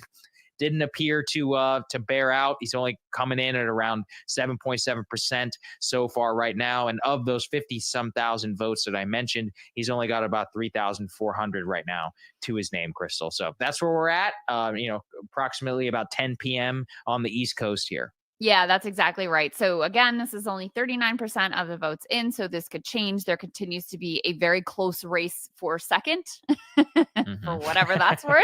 Yeah, whatever that means. But yeah, right now Ron is at 20, Nikki is at 18.7. Sort of hilariously and kind of embarrassingly too. The New York Times, they always do their needle projections, but here there was no real drama around who was going to win. So They did needle projections for second place. And right now, earlier in the night, they thought Haley was going to grab the second place slot. Right now at 10 p.m., and this could change again, they have it, quote, tilting DeSantis. They have him projected to get, 57% chance of getting second place. Haley, 43% chance of getting second place, and then the others not really rating at all. So that's where things stand right now. And, we're going to dig into a lot of exit polls tomorrow, which were very interesting. You can see I've been shopping for flowers there, guys. Spoiler alert. Right. Glad it's not anything more embarrassing. Yes. But I want to give you a preview of some of the things that we're going to show you tomorrow also in terms of the exit polls and the way that this broke down. We did see some interesting divides, but the bottom line is Trump just basically dominates among almost everyone. Demographic group. Yeah. So we're looking here at the gender breakdown. Trump, at basically 50% among men and basically 50% among women as well. Nikki doing in this dark red color a little bit better with women than with men, but not that significant. Vivek doing a little bit better with men than with women, also not that significant. You do see some big divides when you start to look at the age breakdown. So pay attention to this group right here. We're going to dig into this more tomorrow, especially with regards to Vivek Ramaswamy, who you can see here in the mustard color, I guess I would describe this as. The younger the voter, the better he did. So with the youngest age group here that they tracked, 17 to 29-year-olds, he actually got 21% of the vote, which, was equal to what Trump got, according to this entrance poll, with young voters. And Ron DeSantis also did better with young voters here. You can see in this pink color. Nikki Haley kind of consistent across the age groups. Trump, you can see the older the voter, the better he does. So some real clear age divides here, especially with regards to Vivek Ramaswamy, who had more appeal among younger voters than older voters, and the exact reverse from Trump. But again, the only demographic group where Trump was even threatened for dominance was among the youngest voters. And oh, look at that. They made up a whopping 9% of caucus goers. So it's not the ideal group to excel with, as other candidates have found out in the past as well. It's just such an important point. And I mean, the main thing, which I want to give Vivek his due. He did do pretty well. I mean, at least competitively amongst those younger voters. But the vast majority of the people who are voting in these primaries and in the election are old. The boomers are living in a different planet than the rest of us. Their news consumption, I think the vast majority of that is because of media diet. People under 45 are going to get their news from shows like ours, or I don't know, the Ben Shapiro show, the Tim Pool show, whatever, Kyle's show, anywhere, podcasts, Joe Rogan. Whereas if you're 55 plus, like, you're watching cable, and on cable, Vivek is a relative non-entity. It explains some of the pivot in his second GOP debate whenever he was trying to calm boomer fears. And he's like, I know I may seem too ambitious. I may seem too barbed and all of that, but it was just a difficult needle for him to thread. Overall, though, the story again and again is pluralities are going with Trump.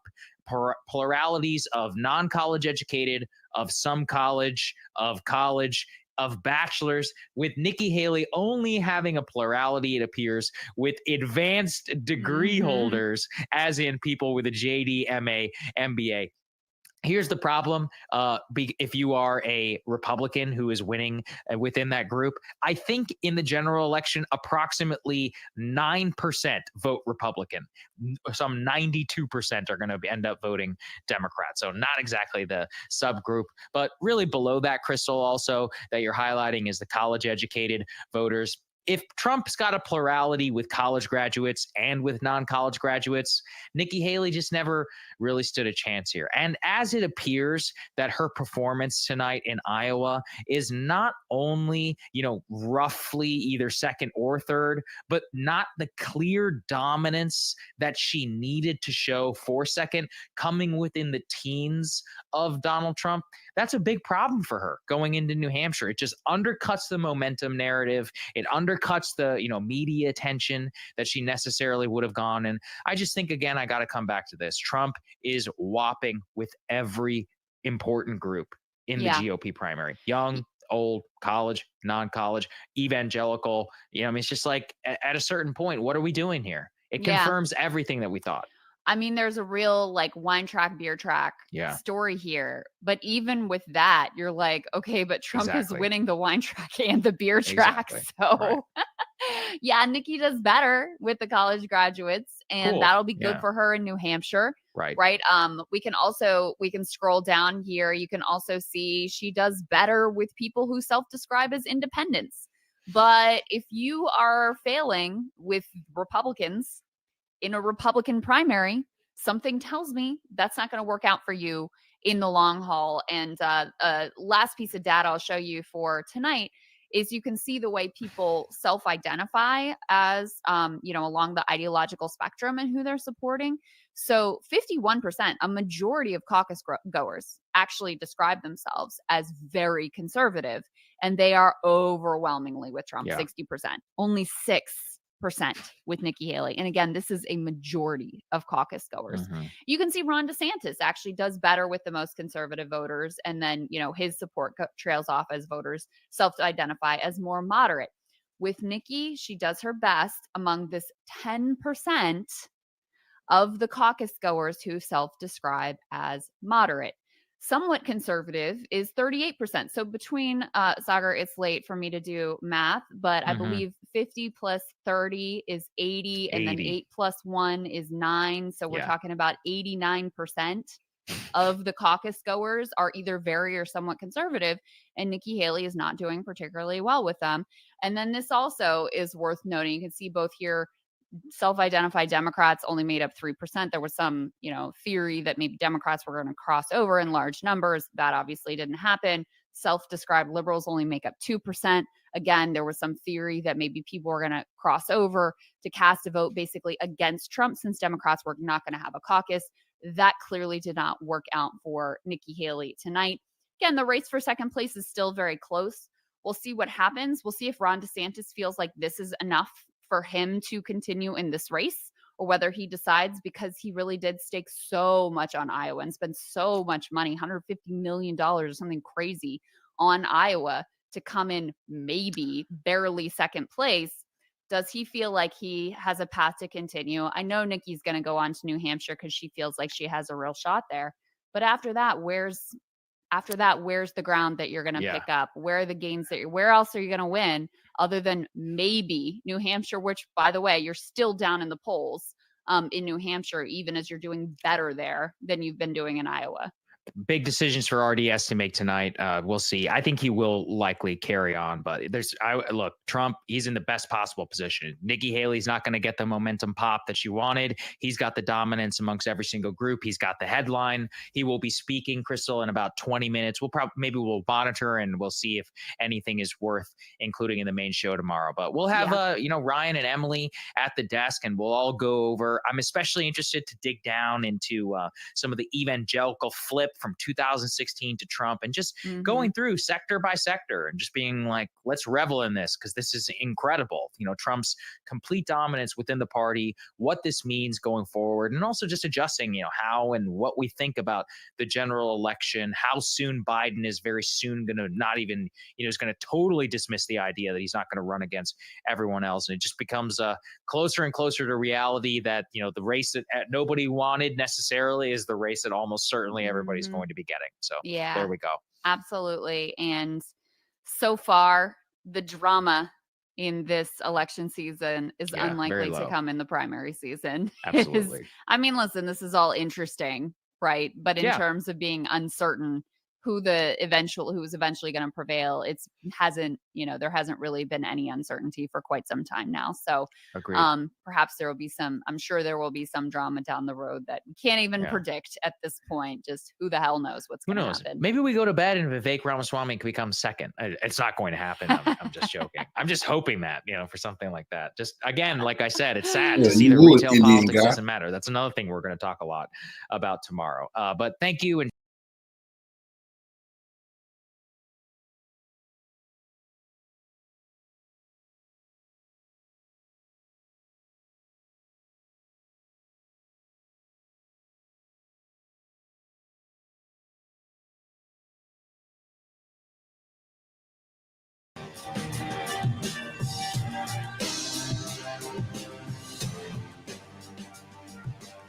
Secret anti-Trump cabal? Well, that may not be as conspiratorial as you think. An article by NBC News released over the weekend seemed to confirm the worst fears of many MAGA folks by reporting that there's a network of public interest groups and lawmakers nervous about former President Trump returning to power potentially. They are quietly devising plans to foil any effort on his part to pressure the U.S. military to carry out his political agenda. The article identifies networks like the Institution for Constitutional Advocacy and Protection at Georgetown Law, Democracy Forward, and Protect Democracy as preparing for a potential Trump presidency.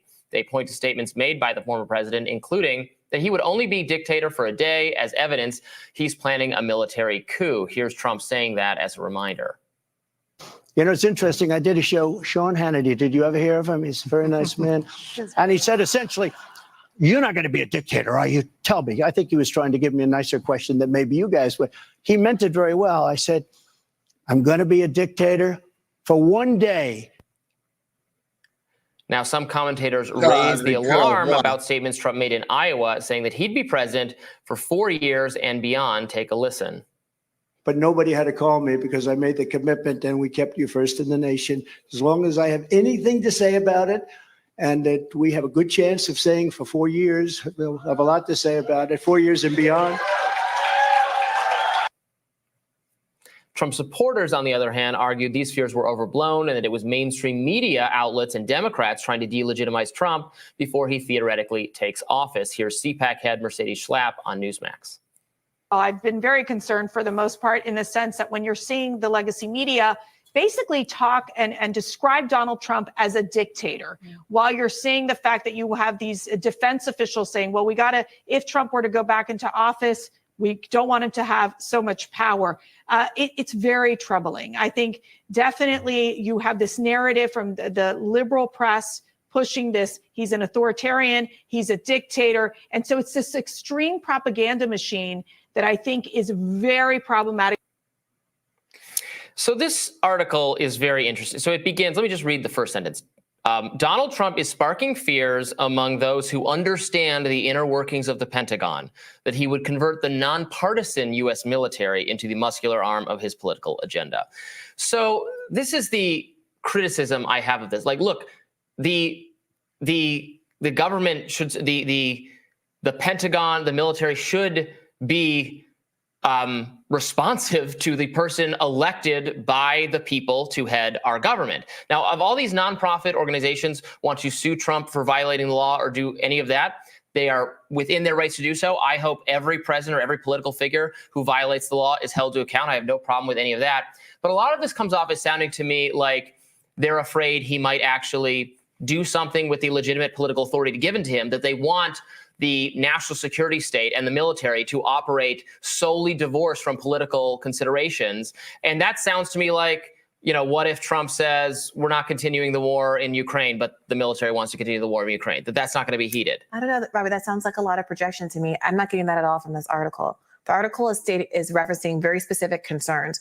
For example, Trump's lawyers have just put forward a theory in his one of his election fraud insurrection cases that he has the legal authority to do anything that he wants to do if it's in service of the presidency without immunity, with presidential immunity, up into and including ordering hits of his political opponents. So the argument, you know, they're making this argument, it's presidential immunity, and the government lawyer says, well, there are things that you can do within your authority as your president that we'd all would understand would be illegal. So as a president who has the right to order the intelligence agencies to assassinate leaders, et cetera, what if you inflicted that on one of your political rivals? And his lawyer said that he has the right to do that. He obviously is even in those cases to begin with because he's being charged with trying to undermine the election results in 7 states across this country by leaning on election officials to find the votes and by submitting fake slates of electors to Congress. The kinds of things that are mentioned in this article that people are concerned about is that they say nothing about the war in Ukraine or the war in Israel or him just going up against the deep state blob, which I also have criticized repeatedly.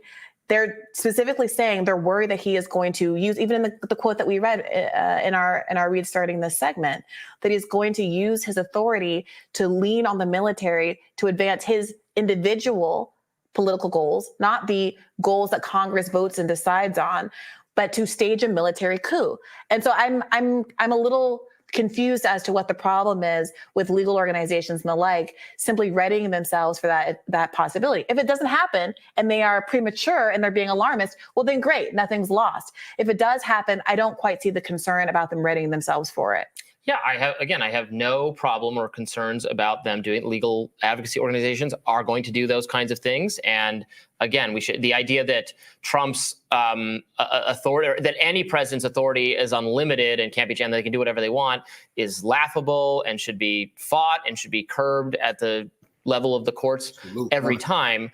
But I saw a chart the other day, I can't quite remember who shared it on social media, showing that when there's a Democrat in the White House, the government employees are overwhelmingly Democrats. When a Republican is in power, it goes back a little bit, but there's still more Democrats. So the frustration for MAGA people, the concern about people who actually want a Trump agenda, is that he's thwarted by career civil service employees, including at the national security level and intelligence officials, who will stop him from implementing the policies that he should be able to implement as the winner of the election if he were to win the election. Not that he should assassinate people or get off scot-free for if he committed election-related crimes or anything else. He's not going to get off scot-free for those things, and he shouldn't. It's about whether a Republican president can actually implement an agenda that they were brought to government to implement, regardless of whether I like it or not. But that it should be chosen democratically rather than have this cabal of people who are permanently, the deep state. That's what we're calling it, the deep state. I'm confused again because this article and what's being described as a cabal are a bunch of independent non-government organizations, Georgetown Law or whatever, government school of government or whatever, coming up with policy papers and the like to guard against certain event possibilities, like Donald Trump trying to stay in office beyond another 4-year term, like him trying to ignore election results, like him trying to assassinate his political enemies. You can think those are far-fetched possibilities, and that's fine. But what we're talking about here is not the idea that government is not going to do their jobs and follow the decision-making of Congress and the president if Donald Trump wins another term. What's being discussed here is whether or not the executive director of the Institution for Constitutional Advocacy and Protection at Georgetown Law has a right to want to guard the Constitution and advocate for the protection of the Constitution at Georgetown Law. I don't see what's so conspiratorial or inappropriate about that. Well, my alarm bells are going off when I read the Pentagon and the nonpartisan U.S. military. Trump, whoever the president is, they are the commander-in-chief of the U.S. military. It should be Congress's role to make foreign policy and then to instruct the president to carry that out. Unfortunately, Congress has largely outsourced that role to the executive branch itself in ways that I think are dubiously constitutional. But here we are. So no, I don't. It's fine if the constitutional organizations want to. They will, like they're doing that. I mean, he's being held accountable in 91 indictments, criminal proceedings. There's an effort to keep him off the ballot right now, to not even let you be able to vote on whether you'd want him to be president at a time where he's wildly in the lead to actually have the Republican nomination. These same legal groups are trying to prevent you from being able to vote for him. So I'm not worried about Trump being insufficiently. It's not these same legal groups. These are specific legal groups that are being cited in this article that are guarding against specific eventualities. There are other legal groups, and frankly, not legal. There are states that have decided not to bar Donald Trump from the ballot because they've decided that he's ineligible. The conflating all of these parties like this, I don't think is accurate or fair, because it makes you think because I disagree with one thing, I have to disagree with another. I think it's perfectly reasonable to say that it's premature at the very least for states to be barring Donald Trump from the ballot when there hasn't been a trial court decision as to whether or not he actually committed an insurrection in 2020. It's a very different thing to use that to impugn,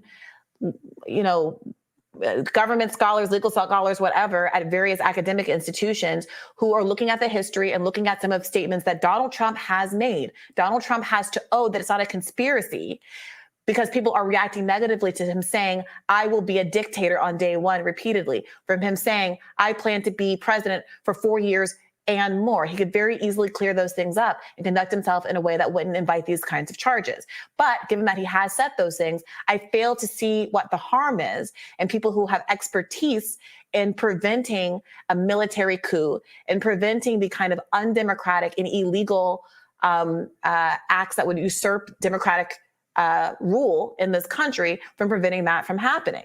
I fail to understand what the problem is, unless you're trying to make a preemptive argument that Donald Trump is allowed to lean on the military to do a coup.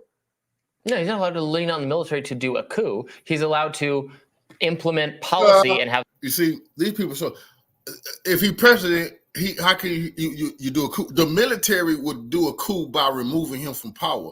How can he get the military to do a coup? He's the president of the United States. You see, these people don't even understand. They just saying anything. Well, he will try to do a coup. He's the president. When a coup d'etat happens, that means the president is being overthrown by the military. So how the fuck could Donald Trump come to get the president and then get the military to pull a coup on itself? Get the military to remove him? Man, this is nonsense. Have the military actually listen to it. The military should be more responsible. But that's not what this article is. Coup d'etat and dictator, that all go together. Yes, a military guy becomes a dictator by overthrowing the previous guy. But if Trump is in office, he can't pull a coup because he's the leader. This article, they specifically say, now bracing for Trump's potential return, a loose-knit network of public interest groups and lawmakers is quietly devising plans to try to foil any efforts to expand presidential power, which could include pressuring the military to cater to his political needs. They go on to say some lawmakers and pro-democracy advocates worry there may be nothing stopping a president from mobilizing the military to intervene in elections, police American streets. And first of all, the president is the leader of the military, the commander of the military. What he say, the military is supposed to do. See, this is the problem. The military is supposed to listen to the fucking president and what the president say, because the president speaks on behalf of the people. That's actually how it goes. But see, what the problem is, they don't want to listen to Donald Trump. They don't want to listen to him. Why? Because he gonna tell them stop doing all that fucking war. See, that's what they setting up for. To say that he's a Russian spy because he want to stop the war in Ukraine, he want to stop the war in the Middle East. That is actually what they're saying. They can't tell you, well, what will he try to get the military to do for his political will? I mean, the military, he's not going to tell them shoot people, attack cities. What are you saying he's going to do? This is the Zionists in the military themselves saying, well, he's going to tell us to do something that we don't want to do. Like what? Stop warring overseas? That's what they don't want to do.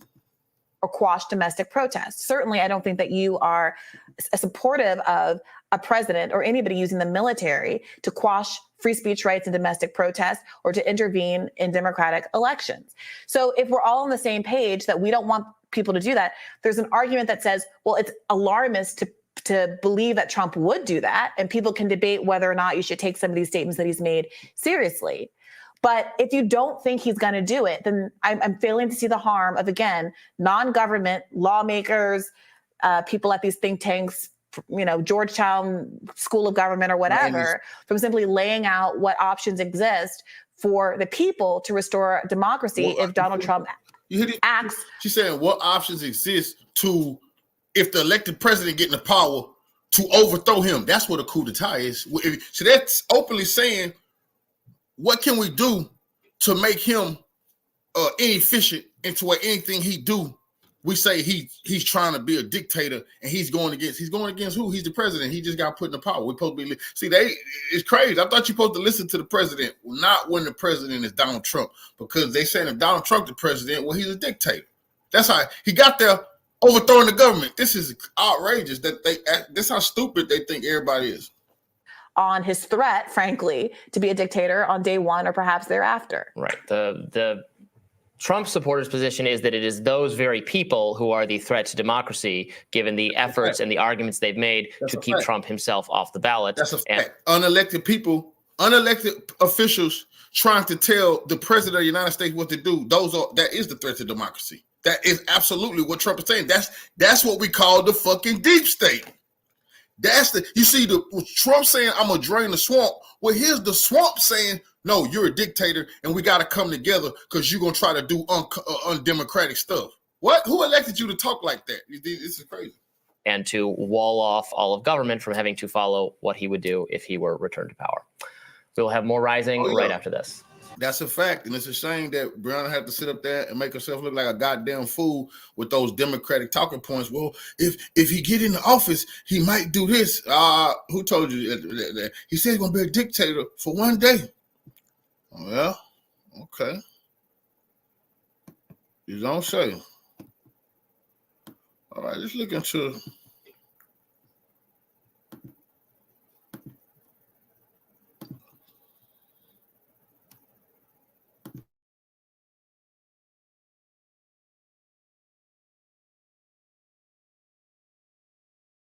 there on the screen. Middle East was an absolute chaos yesterday, as rightfully summed up here. There was an attack on a U.S. ship by Yemen's Houthis. The U.S. intercepted 2 attacks in the Red Sea. Israel had strikes in Gaza. There was a stabbing and a car ramming near Tel Aviv in a terrorist attack. There was an IRGC attack in Iraq, an IRGC attack in Syria, the IRGC being a paramilitary organization under the control of the Iranian Ayatollah.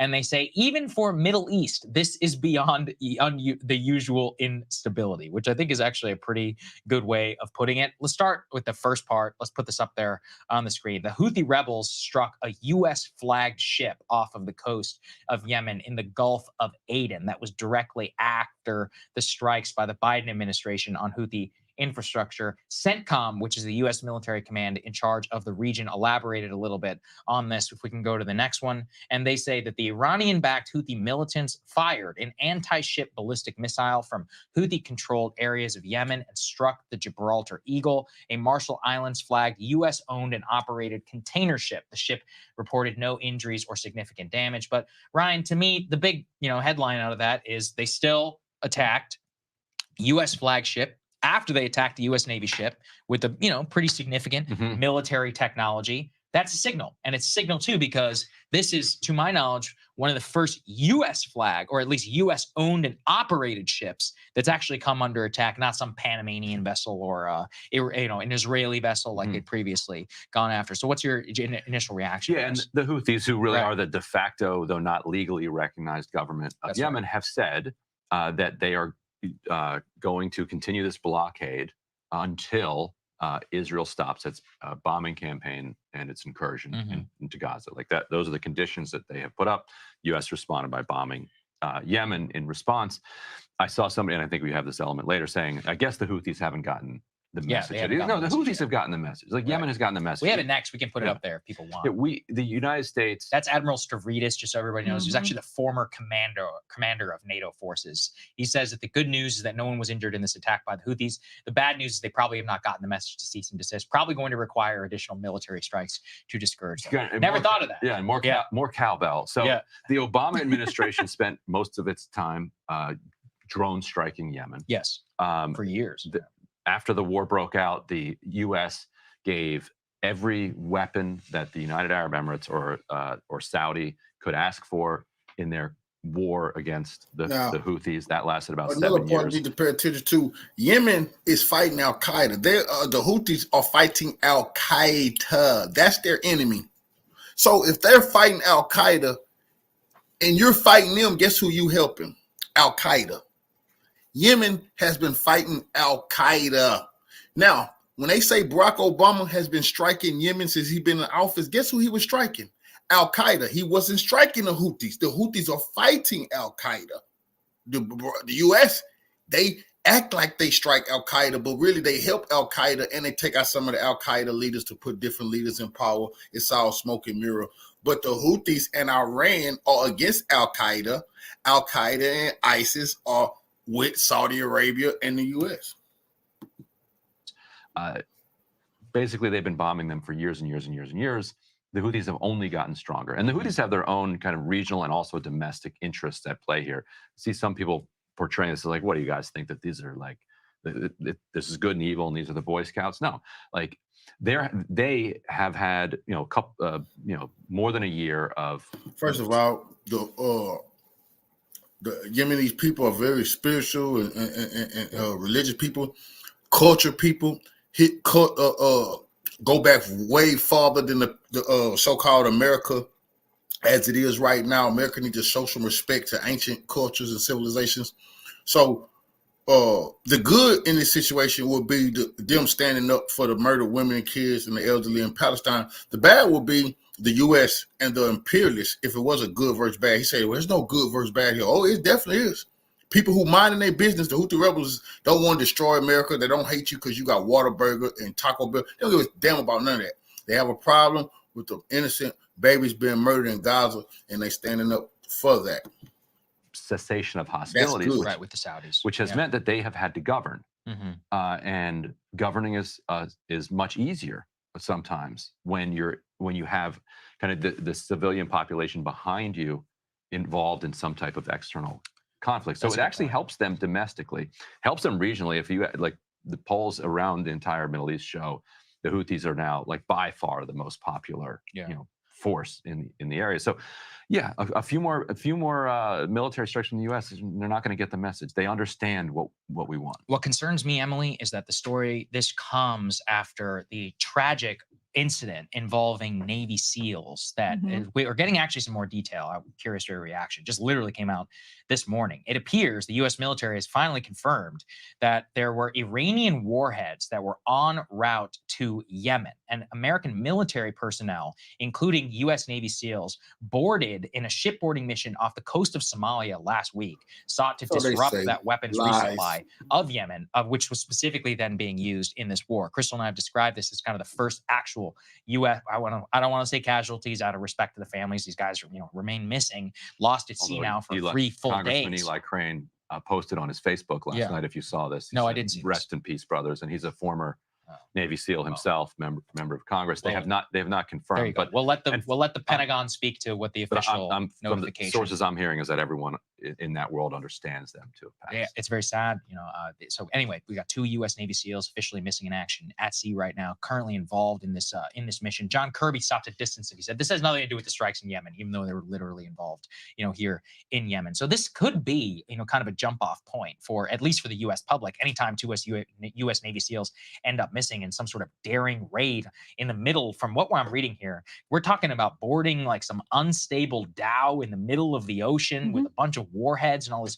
other stuff on it. Obviously, they train for this all the time, but it's recognized as an extraordinarily risky mission. Do you think this could raise, possibly like anti-war energy? Because this is one of those where it's really the first time, not only in terms of military action on Yemen, but now we've got U.S. military personnel, service members actually directly involved in combat here. This might seem like a weird word to use. I find it creepy, though, how little media coverage there has been I totally agree these with you. casualties. Yeah. I mean, it is creepy how serious and substantive of an issue it is, and how quiet the media has been about what happened. And I'm not saying they should be out there banging the war drums, but I think actually we're starting to feel an echo of how the Biden administration has prosecuted the war in Ukraine in the Middle East, which is that publicly and in their posturing, they're all in Ukraine is the battle for civilization, is the most important thing in the world. And you have a lot of sentiment in the United States that doesn't reflect that. And so what they try to do is just sort of slow walk the war. So they'll give you, the weapons, but they'll really hem and haw about it. And they'll pretend that this is a giant sacrifice for the Biden administration. You're like, oh, we went to the mat, we got you more weapons. And then in the Middle East, this is from Dr. Parsi, Trina Parsi, he says, all the Houthis need to do is try. That is enough to sustain a de facto shipping blockade. Western commercial vessels will simply not risk moving their ships through those waters, not in spite of President Joe Biden's military strikes, but because of them. And so again, if your strategy in the Middle East is to do these strikes, and we all know that the Houthis, to Ryan's point, have got the message. We don't know that. So what are you going to do? Are you going to half-ass it? Are you going to full-ass it? The Biden administration is just kind of in between both of those options, trying to bide time until they can, sort of massage the public and figure out what they're doing. And in Ukraine, they've been doing this literally for years now. Yeah, this is very dangerous, And in terms of the Houthi statement, we have some of this that we can put up there. They say that, they're very long and loquacious, I guess is an easy way to say it. The TLDR of this very, very long statement is the Yemeni armed forces continue to carry out their military operations and impose the decision to prevent Israeli navigation in the Arab and Red Sea until the aggression stops and the siege of the Palestinian people in the Gaza Strip is lifted. So basically, the center of gravity for this particular conflict and more is going to be what the hell is going on in Gaza, not anywhere else.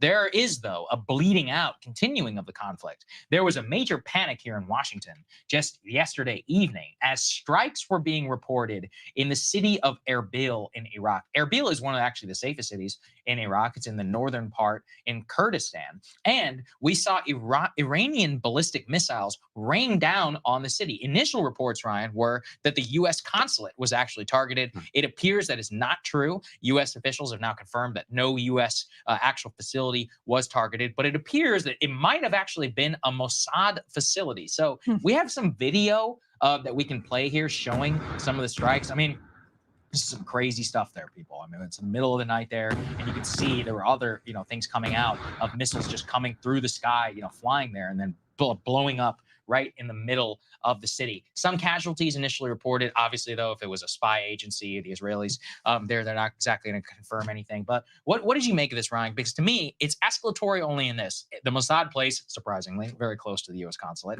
People were afraid that the U.S. consulate itself was going to get blown up. But Erbil is not a city. Oh, they were sending the U.S. a message that they also can hit the U.S. consulate too. That can be struck too. It was right there. They're sending them a message, and they're sending the Israelis a message. They struck ISIS in Syria. The missile is the same range to Israel from Iran. There was messages being sent. At war. I mean, they're not used to ballistic missiles coming from Iran directly acknowledged, plopping down in the middle. Imagine if that happened. Well, Sagar, we are not a country at war either. Yeah, Keep that in mind. And Iraq has recalled its ambassador from Iran in protests of because they're like, hey, look, I know that this is not about us, but but you can't just bomb the country. Yeah. So, and the way that Parsi and others have said it is that going after, let's say the reports are accurate that it was a Mossad facility.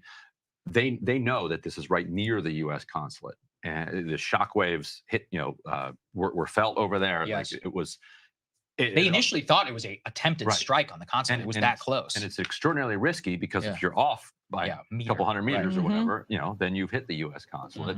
And so that's the message, clown. They're showing you we're not scared of you, and we will target what we're targeting without worrying about if the missile gonna hit you. The missile ain't gonna hit you until it's time to hit you. That's why it's the understanding that Iran is giving to the U.S. Don't think that we don't have missiles that we can put through a window from 1,000 miles away, because we do got them.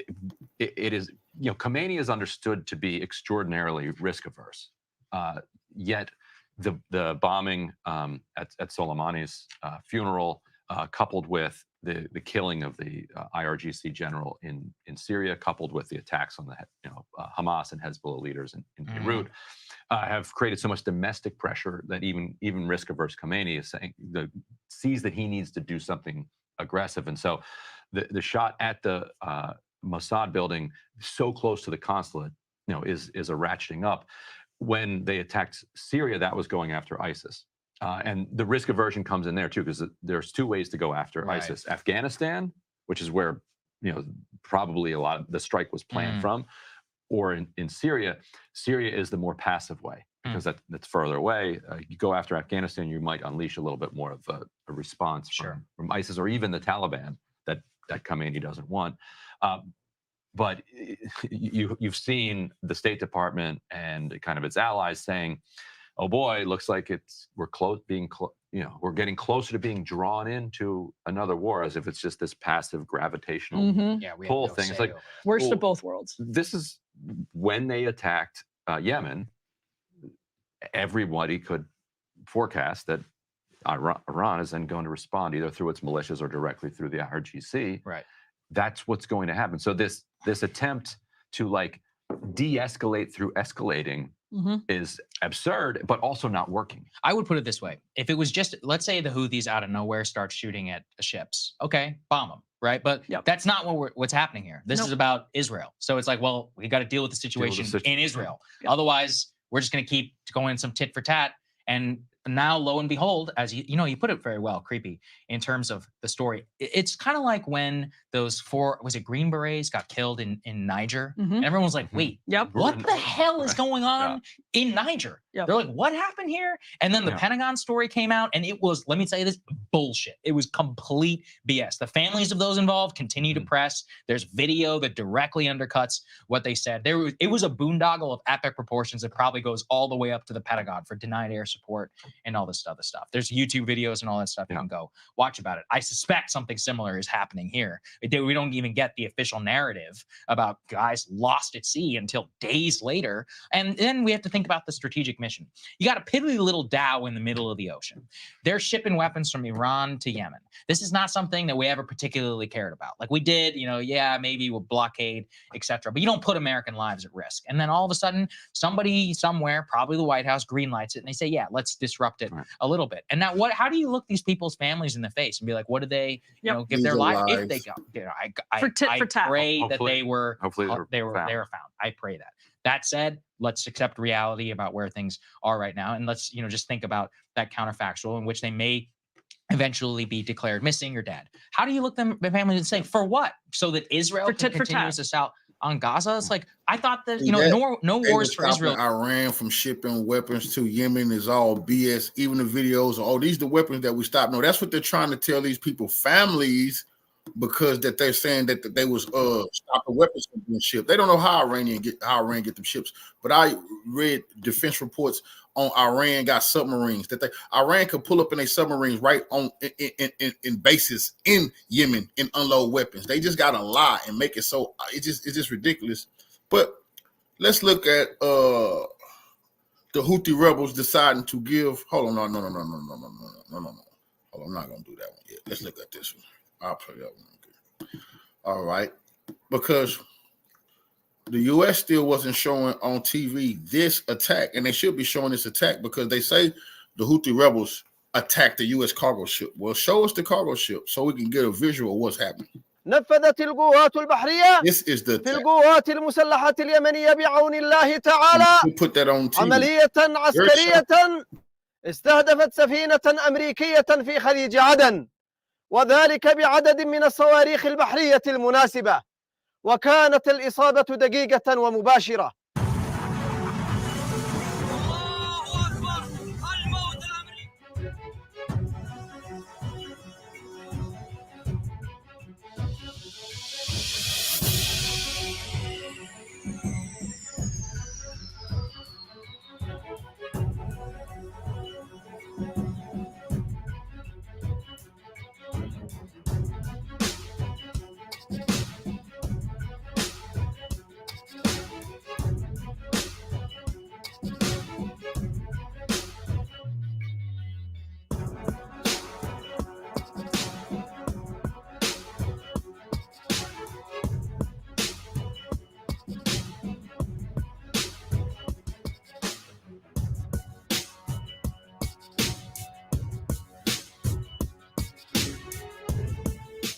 نفذت القوات البحرية في القوات المسلحة اليمنية بعون الله تعالى عملية عسكرية استهدفت سفينة أمريكية في خليج عدن، وذلك بعدد من الصواريخ البحرية المناسبة، وكانت الإصابة دقيقة ومباشرة.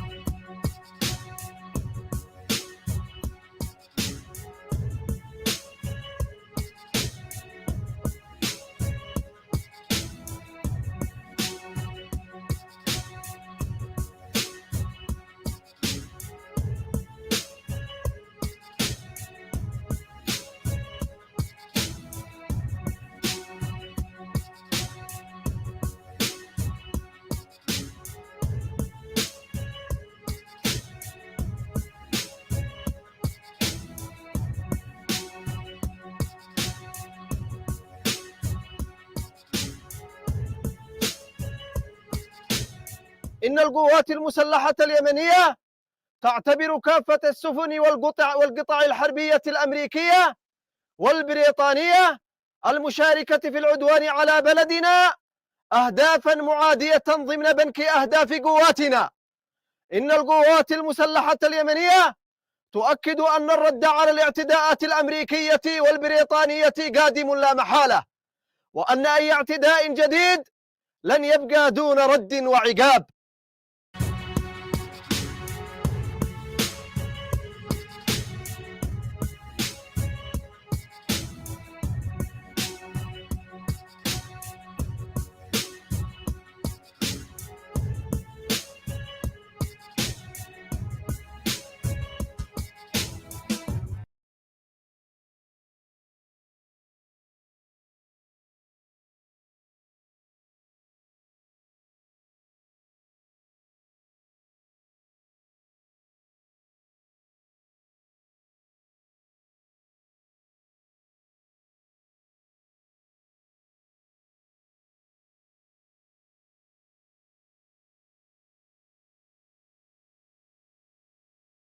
In the feel-good story of the week, Yemen's Houthis hit U.S.-owned ship in missile attack, U.S. military says.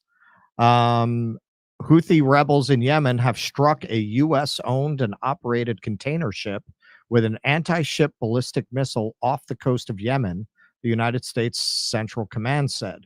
In a statement on Monday, the U.S. military said no injuries or significant damage were reported and that the Marshall Islands flag Gibraltar Eagle was continuing its journey after the incident in the Gulf of Aden.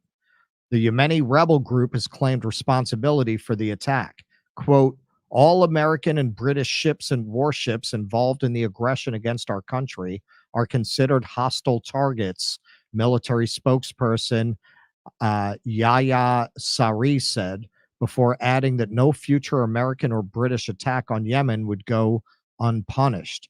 British maritime security firm Ambri said 3 missiles were reportedly launched by the Houthis, with 2 not reaching the sea and the 3rd striking the bulk carrier. It said that the impact reportedly caused a fire in a hold, but that the bulker remains seaworthy with no injuries on board. It assessed the vessel was not Israel affiliated. Can I ask you something? Well, they've expanded their coverage now. Yes, Okay, Kurt. so I've heard about the Houthi rebels for a long time now. Mhm. Did they take over and we're just still calling them the Houthi rebels, or do they only control a part of Yemen? They control part of Yemen. Okay. They control the southern part, I believe. The attack on the ship comes less than a day after the Houthis launched an anti-ship cruise missile towards a U.S. destroyer in the Red Sea, U.S. officials said. The Houthis control western Yemen. Oh, there you go. There you go. Including the strategically critical Bab al-Mandeb Strait, which leads into the Red Sea and up to the Suez Canal. So this tweet from Matt Wallace: World War III high alert. A U.S.-owned cargo ship was just hit by a missile off the coast of Yemen. With continued escalations of this nature, World War III could break out at any moment. The United States will likely react now with overwhelming force. Stay safe and be prepared for anything. Me? Now, we were just talking offline. Apparently, we are sending 1,500 troops where? To Syria and to Syria and Iraq. Gotta say, to I'm not Syria overwhelmed and with that. Iraq. Middle East Monitor. Now, will the United States retaliate in a massive way?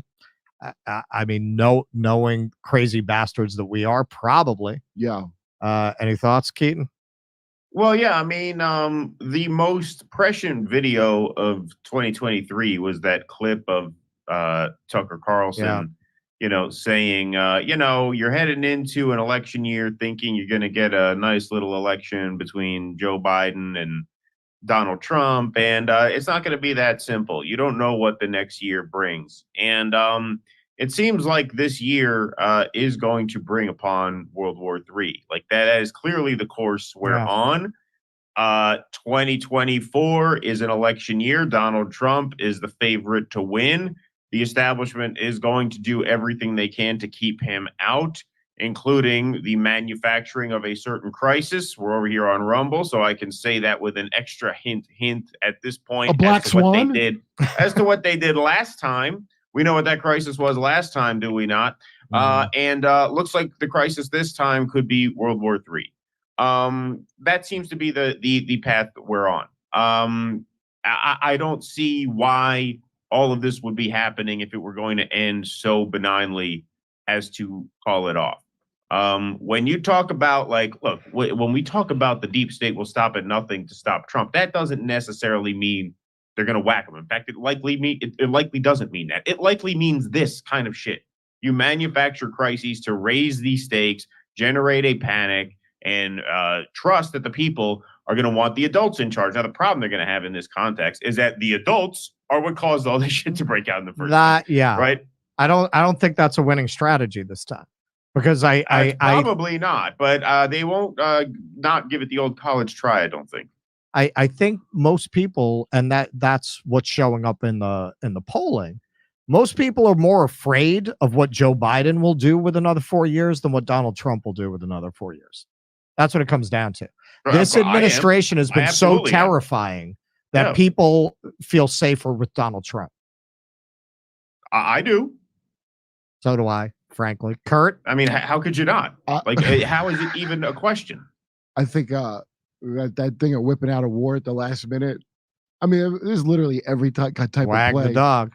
It always blows me away to think that it's Biden and Trump again. Just the magnitude of that alone. That's the contest. I mean, that should tell you what the whole thing is. Well, there's something I was saying at that theater party I was at, surrounded by MSNBC libs. I said, look, the system has already failed. It's failed.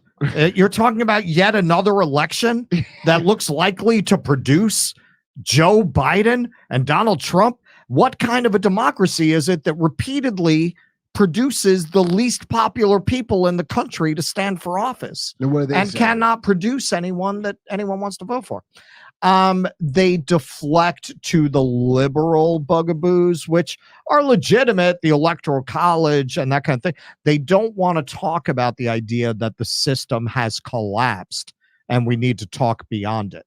They'll say, the Electoral College, they'll deflect to what they feel they can frame as something to attack the right wing Yeah, as they right. see it about, rather than they don't like systemic critiques that cannot be framed as bad Republicans and good Democrats. So they'll process everything through that lens. It says nonsense is watching Bloods and Crips and on, you know, right. young or BDs and GD gangster.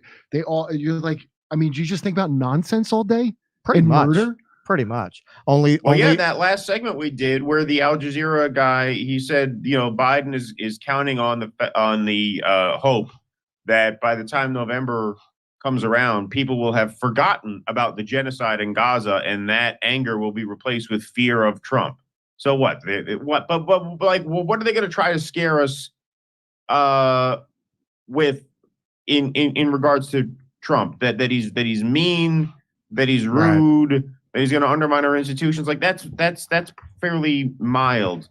You know, a world war, create a genuine panic. That seems like the bigger play to me. And look, whether or not it's motivated by the presidential race, it's clearly the desire of those running things right now. They clearly want war. They've wanted it from the second they set foot in that White House. That's really why they didn't like Donald Trump, because he slowed the war machine down. I know that's a controversial statement because he dropped a lot of bombs. Yeah. Contractor still got paid. What did he say? He says, we're building up our military. We're building up our military bigger than it's ever been before. We don't want to have to use it, but we're building it up. Well, dipshit, you have to use it, because if you don't use it, then you don't have to buy more down the road. Right. And so, you know, I mean, look, you just can't look back at those Trump years and say that those weren't peaceful times relative to now. That's not to say Donald Trump is John Lennon, not to say the man of peace, but you just cannot compare the two. It's night and day. Obviously, I mean, like that's not even an argument. That's not even an argument. You could weigh Donald Trump against Gandhi, right? Or you could measure him against his predecessors and his successor. And in an election year, that context is pretty fucking important to a lot of people. You know, I think a lot of people who are fans of post-apocalyptic fiction found COVID very disappointing. No roving motorcycle gangs, no leather spiked jackets, none of that. So if we get another apocalypse, just a lot of fraud. It was fraudulent. I felt the same way I felt when they have a nuclear meltdown in Japan and we don't get one giant reptile, not a giant moth, nothing. So we didn't get any of that. So this time I'm expecting the Lord Humongous if we're going to get another one. The Ayatollah of rock and roller? I am the Lord Humongous. I come to you from across the desert wasteland. Come see us do a live stand-up show. We'll be in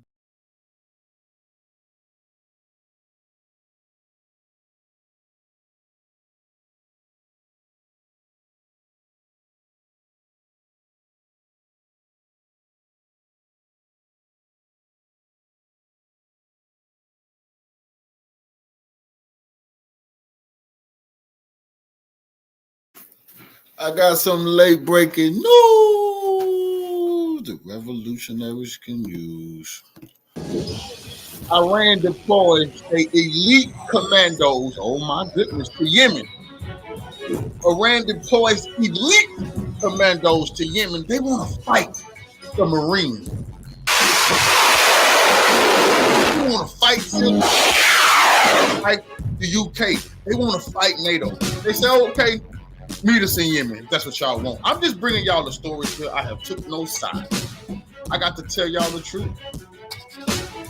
Hold on. It don't look too good right now for NATO in the Middle East, especially not Yemen, because it already was millions of Yemenis looking for the fight. But now that Iran has deployed elite commando forces, everybody know that, to Yemen, this is going to get very interesting. Because if America think they're going to keep on sneaking Navy SEALs onto Yemen so they can be spotters to blow stuff up, they got another thing coming. I think that's how they lost 2 of their Navy SEALs, trying to sneak onto the shores of Yemen. So I think that Iran is going to put a checkmate to that. They're sending their elite commandos to Yemen. But, you know, they don't have to be too far away from the U.S. I mean, Joe Biden, the move is on you. You can send in your elite forces. Very dangerous thing. This is what Trump was saying, man.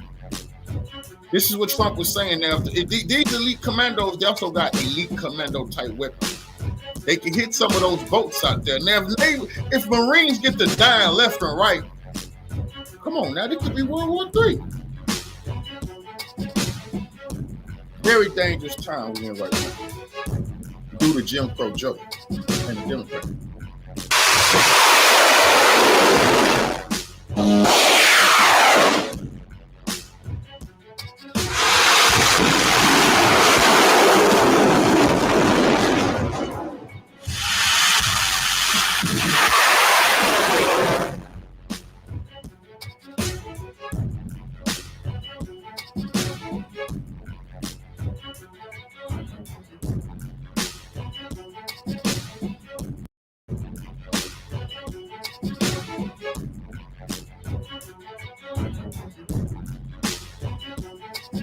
نفذت القوات البحرية في القوات المسلحة اليمنية بعون الله تعالى عملية عسكرية استهدفت سفينة أمريكية في خليج عدن، وذلك بعدد من الصواريخ البحرية المناسبة.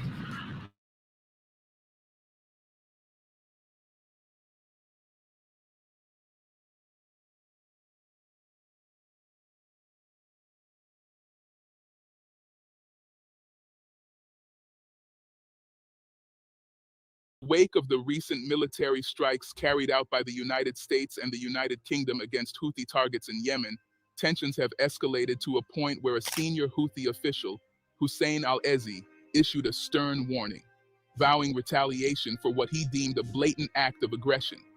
Expressing a sense of defiance and determination, al-Ezi emphasized that the consequences of this military intervention would not be taken lightly. In his statement on the X social media platform, he made it clear that both America and Britain should be prepared to face a heavy toll and bear the brunt of the severe repercussions stemming from their actions. This ominous declaration comes in the context of a series of maritime attacks orchestrated by the Houthi group, which have significantly disrupted traffic in crucial trade routes along the Red Sea. The decision to launch the strikes in Yemen was announced by U.S. President Joe Biden, marking a significant escalation of tensions in the Middle East. This move comes amid the backdrop of heightened hostilities that originated with the Hamas terror attacks against Israel on October 7th. However, sympathizers of Houthis and Hamas, notably Turkey and Iran, have voiced out their displeasure of the recent US-led attacks. Global tensions seem to be rising as nations are choosing alliances. How will the US and UK respond to Turkey and Iran? Is the Israel-Hamas conflict indirectly extending to other nations? Stay tuned as we delve into these complicated matters. Let us begin by looking at how it all started. In the aftermath of Gaza's Hamas launching attacks on Israel on October 7th, which triggered a forceful Israeli assault on Gaza, the Iran-aligned Houthi rebels responded by targeting shipping lanes. The Houthis initiated a series of attacks involving drones and missiles, explicitly stating that these actions would persist until Israel's offensive in Gaza came to a halt. Controlling a significant portion of Yemen, the Houthis extended their threat to target all ships on their way to Israel, even those over 1,000 miles away. In a clear warning, they advised international shipping companies against utilizing Israeli ports, further escalating tensions and complicating maritime activities in the region. As geopolitical complexities continue to unravel, the situation remains unpredictable, and the international community closely observes developments. One notable voice who has shown disagreement with the methods used by Israel and the West is Tayyip Erdogan, who is the president of Turkey.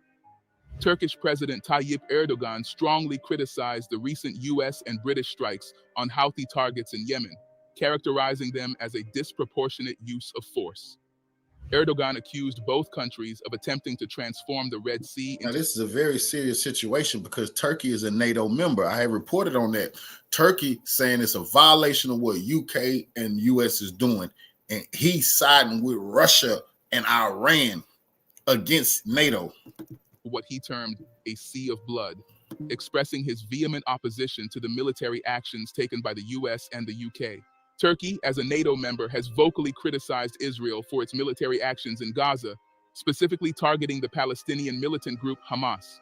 President Erdogan and other Turkish officials have consistently condemned Israel's campaign and have expressed strong disapproval of Western countries supporting these actions. Responding to inquiries from reporters regarding the recent air and sea strikes conducted by US and British forces in Yemen, Turkish President Erdogan expressed his disapproval, deeming these actions as disproportionate. Addressing the media after Friday prayers in Istanbul, Erdogan conveyed his concerns, asserting that the use of force had gone beyond what he considered to be a proportional response. In his statement, Erdogan voiced apprehension about the situation, suggesting that the ongoing military operations were contributing to an alarming escalation in the region.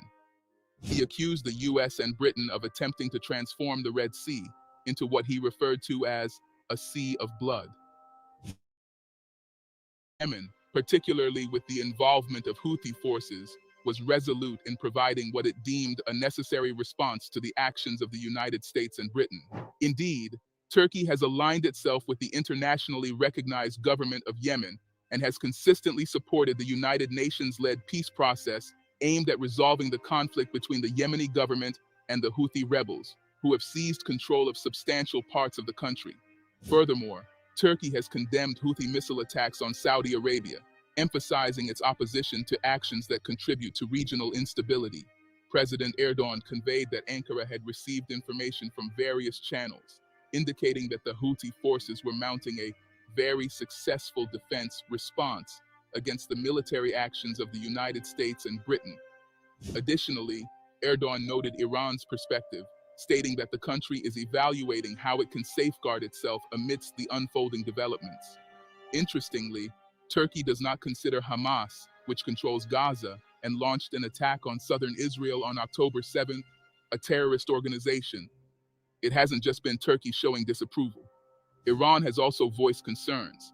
Iran has strongly condemned the joint US-British attack on Houthi targets in Yemen, issuing a warning that such military actions will contribute to insecurity and instability in the region, according to Iranian state media reports. Nasser Kanani, a spokesperson at Iran's foreign ministry, expressed the country's disapproval of the attacks. We strongly condemn the military attacks carried out this morning by the United States and the United Kingdom on several cities in Yemen, said Kanani. He went on to assert that these strikes represent a clear violation of Yemen's sovereignty and territorial integrity, emphasizing that they also breach international laws. Iranian Foreign Minister Hossein Amir-Abdollahian has praised the actions of the Iran-aligned Houthi rebels, particularly their activities against vessels linked to Israel. Amir-Abdollahian expressed his support for the Houthi movement, stating that it contributes to maritime security. Additionally, he urged the United States to reconsider its comprehensive support for Israel. Hossein Amir-Abdollahian further suggested an alternative approach in response to the situation, advocating for the White House to cease its comprehensive military and security cooperation with Tel Aviv. His proposal specifically targets U.S. support for Israel's actions against the people of Gaza and the West Bank. According to Amir-Abdollahian, discontinuing this collaboration would be a step towards restoring security across the region. But really, who are the Houthi group? The Houthis, officially known as Ansar Allah, are a Shiite Muslim sect with deep historical roots in Yemen. The origins of the Houthi movement can be traced back centuries, and it has played a significant role in the religious and social fabric of Yemen. Despite being a minority in Yemen, where the predominant faith is Sunni Islam, the Houthi followers represent a substantial portion of the population. Estimates suggest that the Houthi community numbers in the hundreds of thousands, constituting a significant minority that may make up as much as a third of Yemen's overall population. Over the years, the Houthi movement has been associated with both religious and political objectives, with its members advocating for greater representation and rights within the Yemeni state. In 2012, despite being a minority group and numbering in the low thousands, Houthi rebels took advantage of the political unrest in Yemen to build a loyal following, particularly in the northern regions of the country. Their ability to capitalize on the prevailing instability allowed them to gain support and influence, and by 2014, they successfully seized control of the capital, Sana'a. As of the latest available information, the Houthi administration currently holds sway over the majority of Yemen, including the capital city Sana'a and the strategically important Red Sea port of Hudaydah. The Western-backed government, on the other hand, has been forced to relocate to the southern port city of Aden. While the Houthi rebels dominate the more populous western and central regions, the internationally recognized government controls the comparatively less populated eastern part of the country. More recently, the Houthis have been connected to the Rhea Sea by attacking ships. The question is why? The Houthi movement has stated that its naval operations are conducted with the aim of supporting the Palestinian people in their resistance against what they perceive as aggression and the blockade on Gaza. The Houthi rebels, equipped with a notable arsenal of ballistic missiles and Iranian-made attack drones, assert that their targets include ships affiliated with Israel or nations aligned with Israel in the region. The ongoing conflict has seen a series of missile and drone attacks launched from Yemen towards various targets, drawing heightened attention and response, particularly from U.S. warships stationed in the region. In recent weeks, U.S. warships have intercepted and neutralized numerous weapons launched from Yemen, including the Houthis' largest barrage of drones and missiles, which occurred on January 9th.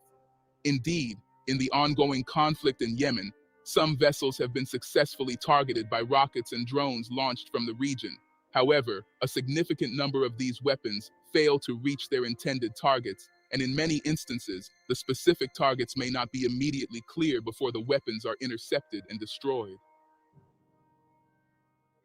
Despite the attacks by the Houthis, a U.S.-led coalition birthed Operation Prosperity. On December 18th in Israel, U.S. Secretary of Defense Lloyd Austin unveiled a new joint military operation designed to address the security challenges in the southern Red Sea and the Gulf of Aden. The primary objective of this initiative is to ensure freedom of navigation for all nations in the region while simultaneously enhancing regional security and prosperity.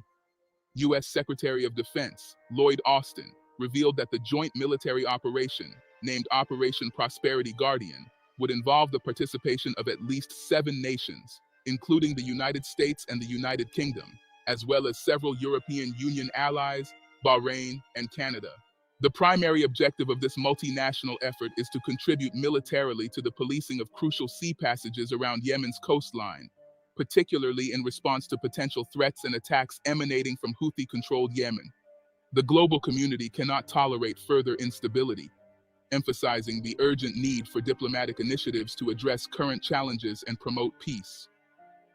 Thank you for watching our video. What do you reason will happen next after the U.S. and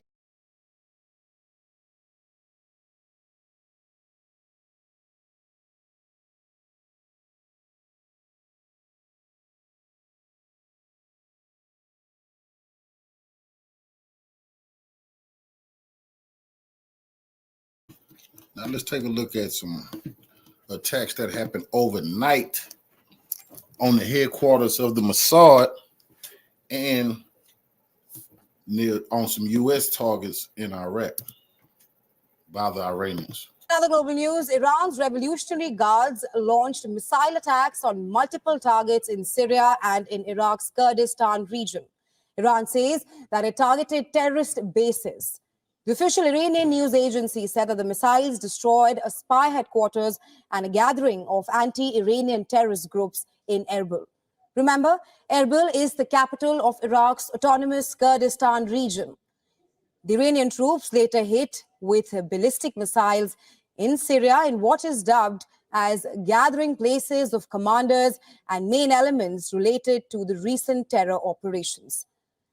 Sepah News Service said, and I'm quoting here, the attack in Syria was in response to the crimes of the terror groups that unjustly martyred our dear compatriots in Kerman and Rusk.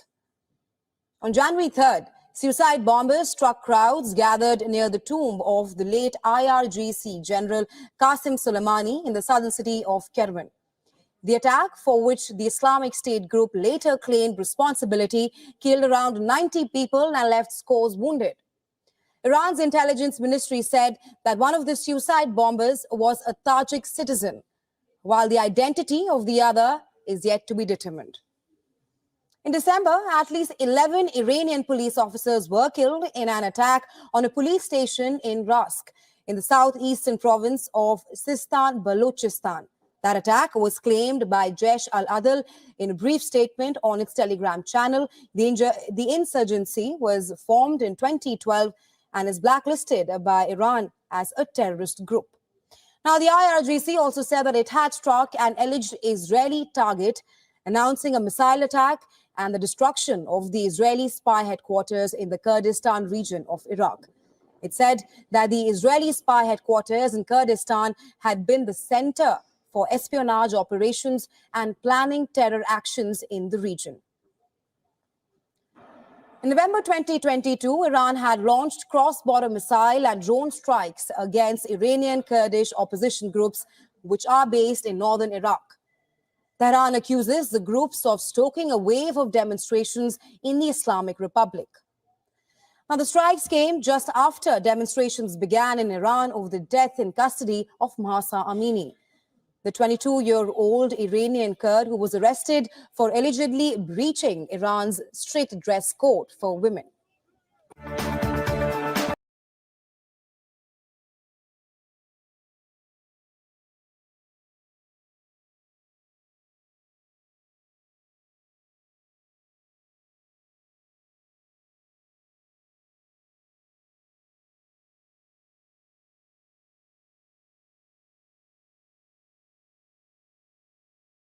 The threat of a broader Middle East conflict is growing after Iran fired missiles at northern Iraq on Monday, targeting what it says was an Israeli spy base. NBC News Chief Foreign Correspondent Richard Engel joins us now from Jerusalem. Hi, Richard. Good morning. So let's start with what we are hearing about Iran's attack and what's been the reaction from Iraq and from the U.S. So this was a surprising incident. It happened last night. It was first announced by the Iranian Rev Guard, which is a division of the Iranian military. It's been sanctioned by the U.S. It's been called a terrorist organization, but it is an elite force of the Iranian military. And according to the Rev Guard, they fired a ballistic missile into Kurdistan, which is an autonomous region in northern Iraq. And when the first news broke last night after midnight here, I and other journalists were shocked. We thought, what is going on here? The Iranians are firing ballistic missiles into Kurdistan. It exploded very near the U.S. consulate in an area in a wealthy area right in Erbil, which is the largest city in Kurdistan. And it turns out that, according to U.S. officials, according to Kurdish officials, that the U.S. compound was not the target. The target was a private compound owned by a wealthy Kurdish businessman. And according to the Iranians, the reason he and his compound were targeted is that he was allegedly cooperating with the Mossad. And Iran believes that he cooperated with the Mossad to carry out an attack. Not an attack, a terrorist attack. This is how fake news do you. A terrorist attack like ISIS carry out, but any attack in Iran is not. They're not going to call it a terrorist attack because they don't want to say Israel and the U.S. has ties to terrorists. So they're just going to call this an attack. No, it was a terrorist attack. On the funeral or a funeral commemoration for Qasem Soleimani. If you remember, just after Christmas, there was a devastating attack in Iran that killed dozens of people when they had gathered to honor and memorialize Qasem Soleimani. So if people gather at a funeral or a worship service to remember the dead and somebody blow themselves up or a car bomb and go off, they usually call that a terrorist attack. But here goes this little hat Zionist guy right here on purpose not calling innocent people being blown up in Iran a terrorist attack. No, because the freedom fighters did it. That's disgusting. That's why Iran said Israel, the Mossad, and terrorists was behind it. So they bombed the headquarters of the Mossad and those terrorists that were in Kurdistan. But it goes to show you the compliance of the U.S. This media guy right here refused to say terrorist attack anywhere in the world. If you blow yourself up and kill people, usually on U.S. media, they say it's a terrorist attack. Well, not when you do it against the U.S. enemies. Then it's just a little white attack. A former Revolutionary Guard commander, and the Iranians have blamed the United States. They blamed the Mossad. They have blamed many people for that attack. And the U.S. called this strike carried out by Iran as gravely irresponsible. But so far, we're not hearing many specific condemnations from the U.S. It seems like in this case, the United States is trying to stay out of it and not escalate things even further. Richard, let's talk about the situation in Gaza this morning. Why isn't enough aid getting in, as the UN is saying? We don't want to hear what he got to say about that. I just want y'all to hear how these people just lie. Oh, it's just a little attack. Man, it's a terrorist attack, brother. And the terrorist is paying for that attack that they did. Elias Hanna, a retired Lebanese army general who joins us live from Beirut for more. Elias, talk to us about the significance and consequences that you see of these attacks that took place in Erbil.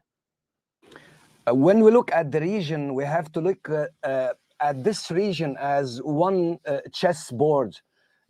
All parts, all pawns are connected. So when you have something going on this chessboard, you have the ripples that around the whole region.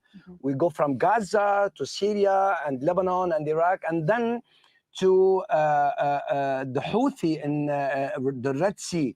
So when the significance of this, attack on Erbil or in Syria, it is from the Iranian Revolutionary Guard. It means that the missiles are from inside Iran. It is a direct message to many players in the region. So in Erbil, it's like for the Kurdish regional government, for the American, as well as for the Iraqi government, because the Iraqi government publicly, they say they want the Americans to withdraw from Iraq, and in private they say no, we want the American to stay. Moreover, when you go into a house for the Mossad, I mean, we have to be rational and say that the Mossad, they don't work publicly. They don't have a definite concrete place. They don't go into a tangible target that could be hit by the Iranian. So this, it's like flexing the muscle after assassinating Rida Moussawi late December. Moreover, and deciding and killing the Saleh al-Aruri in Beirut. So it's like a whole picture coming together. It's still a war by proxy between the United States of America and Iran. As you say, all the pawns are connected there in the region. Now, Iran's Revolutionary Guard said in a statement, and you mentioned this, that one of the Mossad espionage headquarters in Erbil that was destroyed with ballistic missiles. Would you agree with this statement that this was a Mossad espionage headquarters? It's not the first time that the Kurdish regional government is accused of hosting. So when we talk about a house for the Mossad, it's not really feasible or rational to have such kind of things. So, but they have related the American consulate to the Mossad to say they are linked together and they are working against the Iranian and the Iraqi interests. At the same time, they are really cooperating in Gaza, because everybody knows now, according to New York Times, that the CIA is helping the Israeli army to find and fetch and seek for the Hamas leadership. So it's like really vilifying or demonizing the American image as well. Just very quickly, Elias, I want to bring you back to one of the fronts, of course, that we're seeing. And we're reporting today that Israeli media are saying that Hamas launched some 50 rockets from Gaza into Israel. What do you think this says about Hamas's capability, Israel's security capabilities as well, 102 days on? Regardless of what is going on tactically and operationally on the Gaza Strip, this, these missiles are really linking the two theater, the Gaza Strip as well as the interior of the of Israel, because the Israeli government are trying to bring back the settlers and the settlements around Gaza, and this is a message like you cannot really bring them back, as well as what's happening in the northern side in Lebanon. So it is like when you try and you say that you have achieved something tactically on the ground, I mean, we are taking you back into the square one. Moreover, it tells that the resistance still have the capability, the logistics, and the freedom of action, and to really hit the interior of Israel. Elias, thank you so much.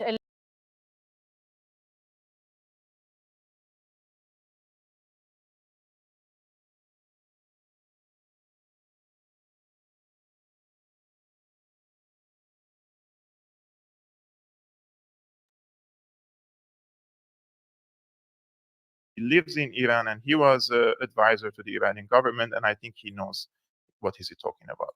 Well, let's now bring in Mohammad Morandi. He's a political analyst and also a professor at the University of Tehran. He joins me now from the Iranian capital. Professor, this appears to have been a very targeted operation, seemingly a calibrated response. How concerned are you about regional escalation? I mean, those fears have been very, very real for many watchers since October the 7th. Everyone is concerned about escalation, except for apparently the Israeli regime and its American allies. Almost from day one, the Iranians, along with many others across the region, have been calling for a ceasefire, and the Americans have been refusing to support a ceasefire. And so have most EU countries alongside the Americans. And as the fighting went on, and as the genocide in Gaza grew worse, the fighting began to spread. Hezbollah in the north, they have been fighting literally from day one. They've given 150 or so martyrs because they have been trying to draw away the Israeli military from Gaza. And more recently, Ansarullah has been putting pressure on ships going to Israeli ports to build more pressure to end this Holocaust. And of course, the resistance in Iraq has also been active to put pressure on the Americans to end this. But so far, we haven't seen de-escalation. We're only seeing escalation. I think the strikes that the Iranians have carried out are both to target Mossad offices and terrorist organizations, but also to send a message to the Israelis and the Americans that this escalation will hurt them more than anyone else. Well, let me ask you. I think this is the most important part of his analysis here, that this was a message to the Americans and the Israelis that any type of escalation will hurt them the most. Because we have a situation where the Americans are now retaliating or bombing Yemen on behalf of Israel. And they are also present in Syria, and they're saying that they're going to send between 1,500 to 2,500 new soldiers to Syria and Iraq, uninvited, illegal occupation forces. So what are they going to do in these countries? Why are they sending boots on the ground? So this is also a retaliatory or a warning attack, probably from the Iranian side against the Americans, that any sort of escalation, this time we're going to target your positions and your interests in the region, and you're going to lose. It's not like lose militarily, like defeat and surrender. No, you're going to, your interests are going to be damaged, right? And one of the messages I think that the Iranians sent here when they targeted a location near the consulate of the United States in Erbil, not the consulate, near the consulate, and they said there was a Mossad gathering, and they also said that the Mossad gatherings are happening around the American consulate in Erbil because they think these areas are immune from any sort of attack. So this is a big message, yes, to the Americans. more about this? Because some of these strikes, they took place in an area around the US consulate, as I understand, but it was not hit, the building itself. So what is Tehran's message to Washington right now? Is this just about a show of military might, or does it go beyond that? Many of the offices of terrorist organizations and the Mossad are very close to the US consulate because that they feel protected. But the Iranians were both striking these targets because unfortunately northern Iraq is heavily infiltrated. They were both striking these targets, but also they were telling the Americans, they were sending a message that our missiles are very precise and we're not afraid to target these offices, these bases near your buildings. Again, I think it's both to strike at these terror groups and those linked to the Mossad, but also telling the Americans that Iran has tremendous power and that if we want stability in this region, if we want the oil markets to be stable, if we want the economy across the globe to grow, this ceasefire has to be put in place. Well, as we were just hearing from Dorsa, this was Iran's Revolutionary Guard themselves, not an Iranian proxy as we've seen before. Should we read anything into that? See what Marandi says in this regard about the proxy and the difference between a proxy and an ally and a friend. Well, I don't believe Iran has any proxies. These are all Iranian allies, whether in Yemen, Lebanon, Iraq. In Iraq, the Iraqi armed forces alongside the Iranians fought on the ground to defeat ISIS, the same ISIS group that was created thanks to Western and NATO intelligence agencies. But so they're not proxies, they have agency. All these groups, this resistance front from Lebanon to Yemen to Gaza itself and Iraq, Iran, everyone is piling on pressure gradually to force the Americans to end this Holocaust. We wake up every morning to see dead bodies on our cell phones, on the television screen. This has to end. And if it does not end, when war continues, things will happen and it will automatically push the region towards greater escalation. If the massacres do not stop in the Gaza Strip, things will happen. Things means military escalation. And I will be very honest with you. I don't think that the Iranians will be satisfied by a ceasefire in the Gaza Strip. The Iranians are working to kick the US out of the region. Seriously working on it. And the shift of the monetary power from the West to the East and the global South, and we can see that the people in the region are emboldened and determined and challenging, right? Can you imagine in 2003 or in 2005, if the US comes and bombs a country in the Middle East, what would be the situation in this country? This country would be deterred, right? Now a country like Yemen, a very poor country, which lived a horrendous war and still ongoing in some of the places in Yemen. There is starvation in Yemen. The UN says it's the world's #1 humanitarian catastrophe in the world. And despite that, one of the poorest nations in the world is challenging the United States and telling the Americans, you're not going to prevail. This is unprecedented. I'm explaining this on a psychological level, right? If this was happening 20 years ago and the Americans sent their warships, everybody would be shaking, have shaky legs, right?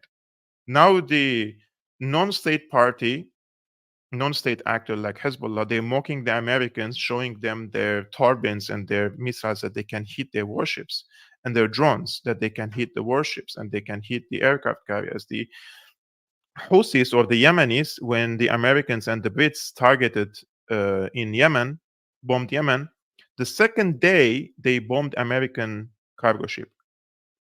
And now they say even the American cargo ships will be targeted. So there's something that I do not really understand. The Americans, they just shot themselves in the leg, because before this, attack on Yemen, the Yemenis were only targeting the Israeli cargo ships and saying, let the massacres stop, and then we allow them to move again. But now the Americans and the Brits intervene, and now their cargo ships will be targeted again. It's just counterproductive. Like, this is not a policy. This is not a foreign policy. Sharmin Narwani, she's a columnist for The Cradle. She wrote this. Here is what just happened, she says. The Iranian Revolutionary Guard Corps launched several missile attacks tonight on specific targets in Iraq and Syria. According to their statements, the targets were 1. Terrorist groups responsible for the bombing of civilians in early January in Kerman, Iran, and 2. A Mossad headquarters in Erbil, Iraqi Kurdistan, believed to be responsible for assassinations of key Axis figures. This is very smart for a variety of reasons. Iran flexed its muscle tonight, reminding detractors that it was never out of the game. It took specific, justifiable, retaliatory actions against terrorist targets. It did so in a way that reminds the supporters of said terrorism, the UK, US, Israel, that the Islamic Republic will act with overwhelming force when directly challenged. Importantly, Iran didn't enter or expand the regional war. It drew a deterrence line for its enemies and warned against unchecked military escalation in its neighborhood.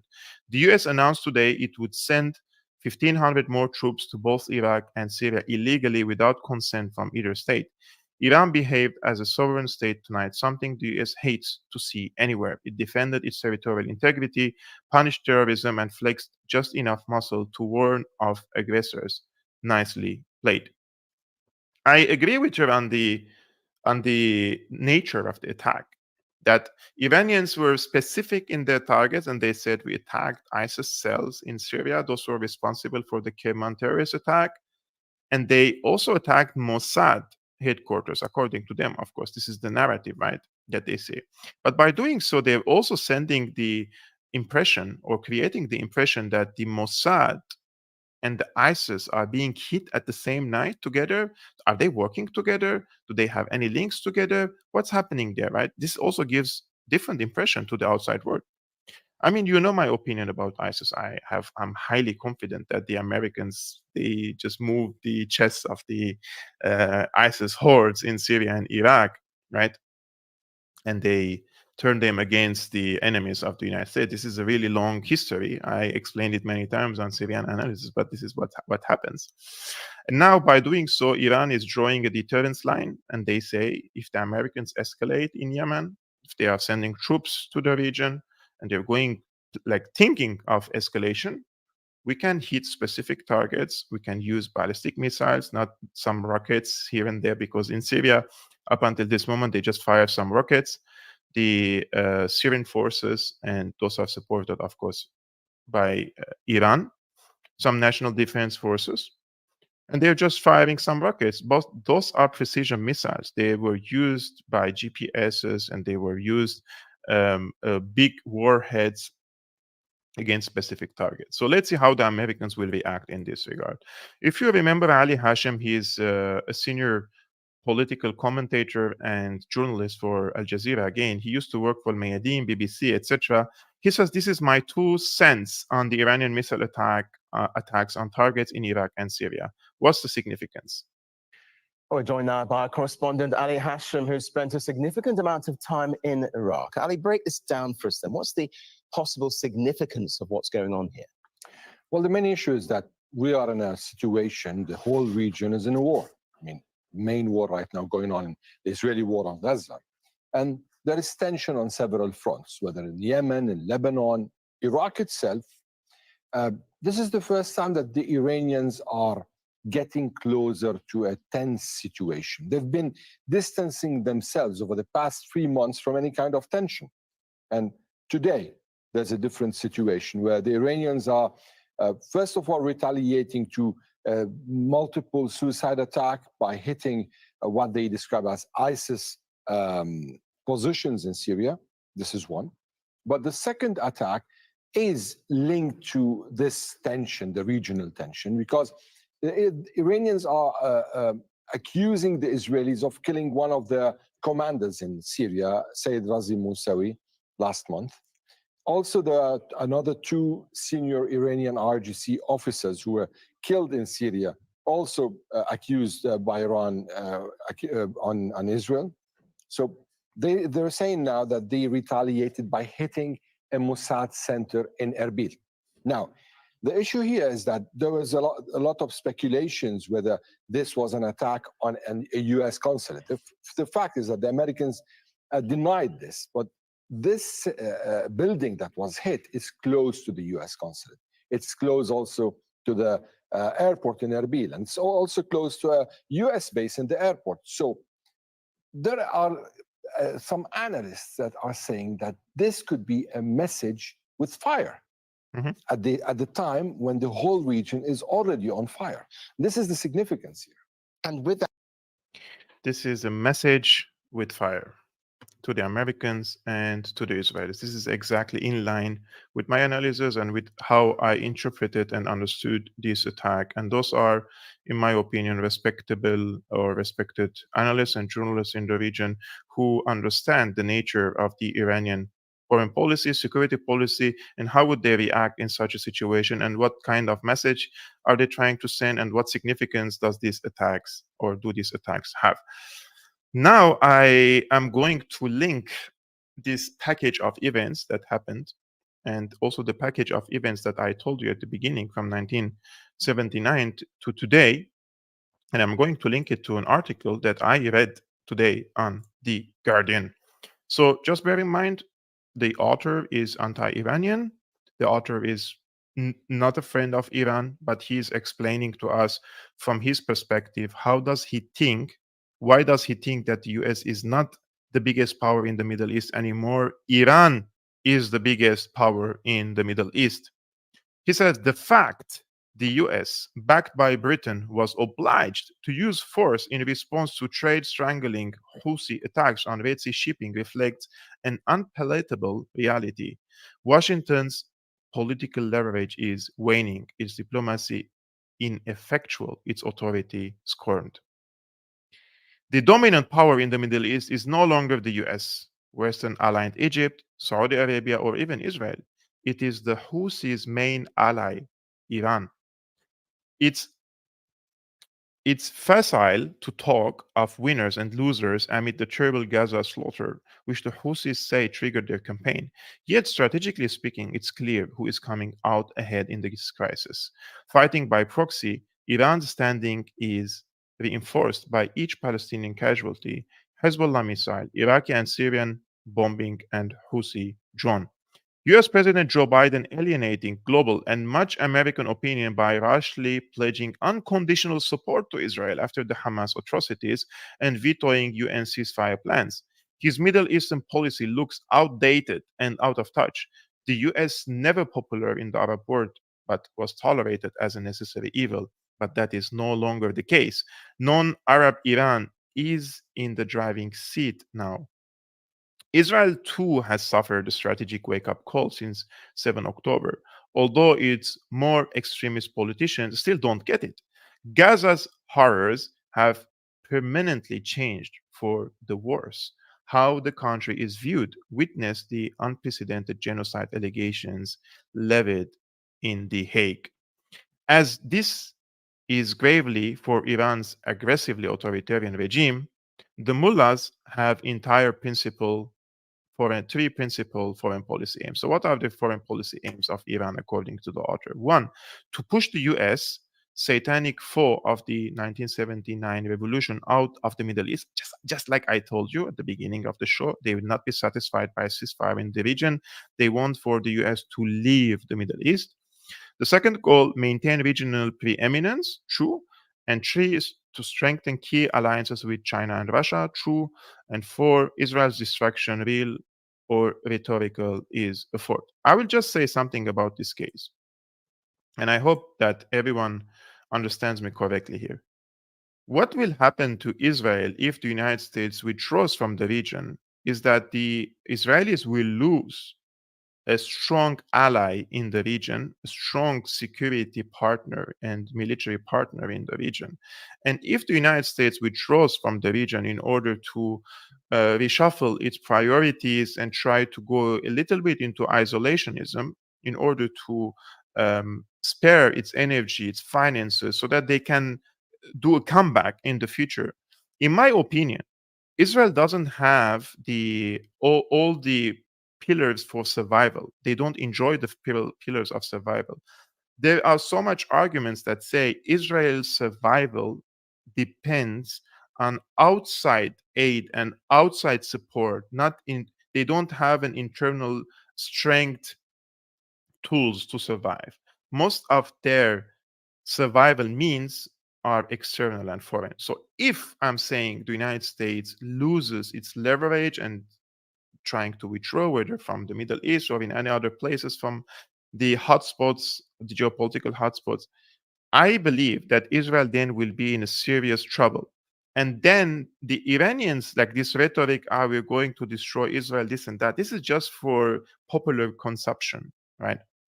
You will see naturally that Israel will lose its position in the region. I'm not saying it will disintegrate. I don't know if that's going to happen or not. What I'm saying is Israel is not going to be a strong power in the region.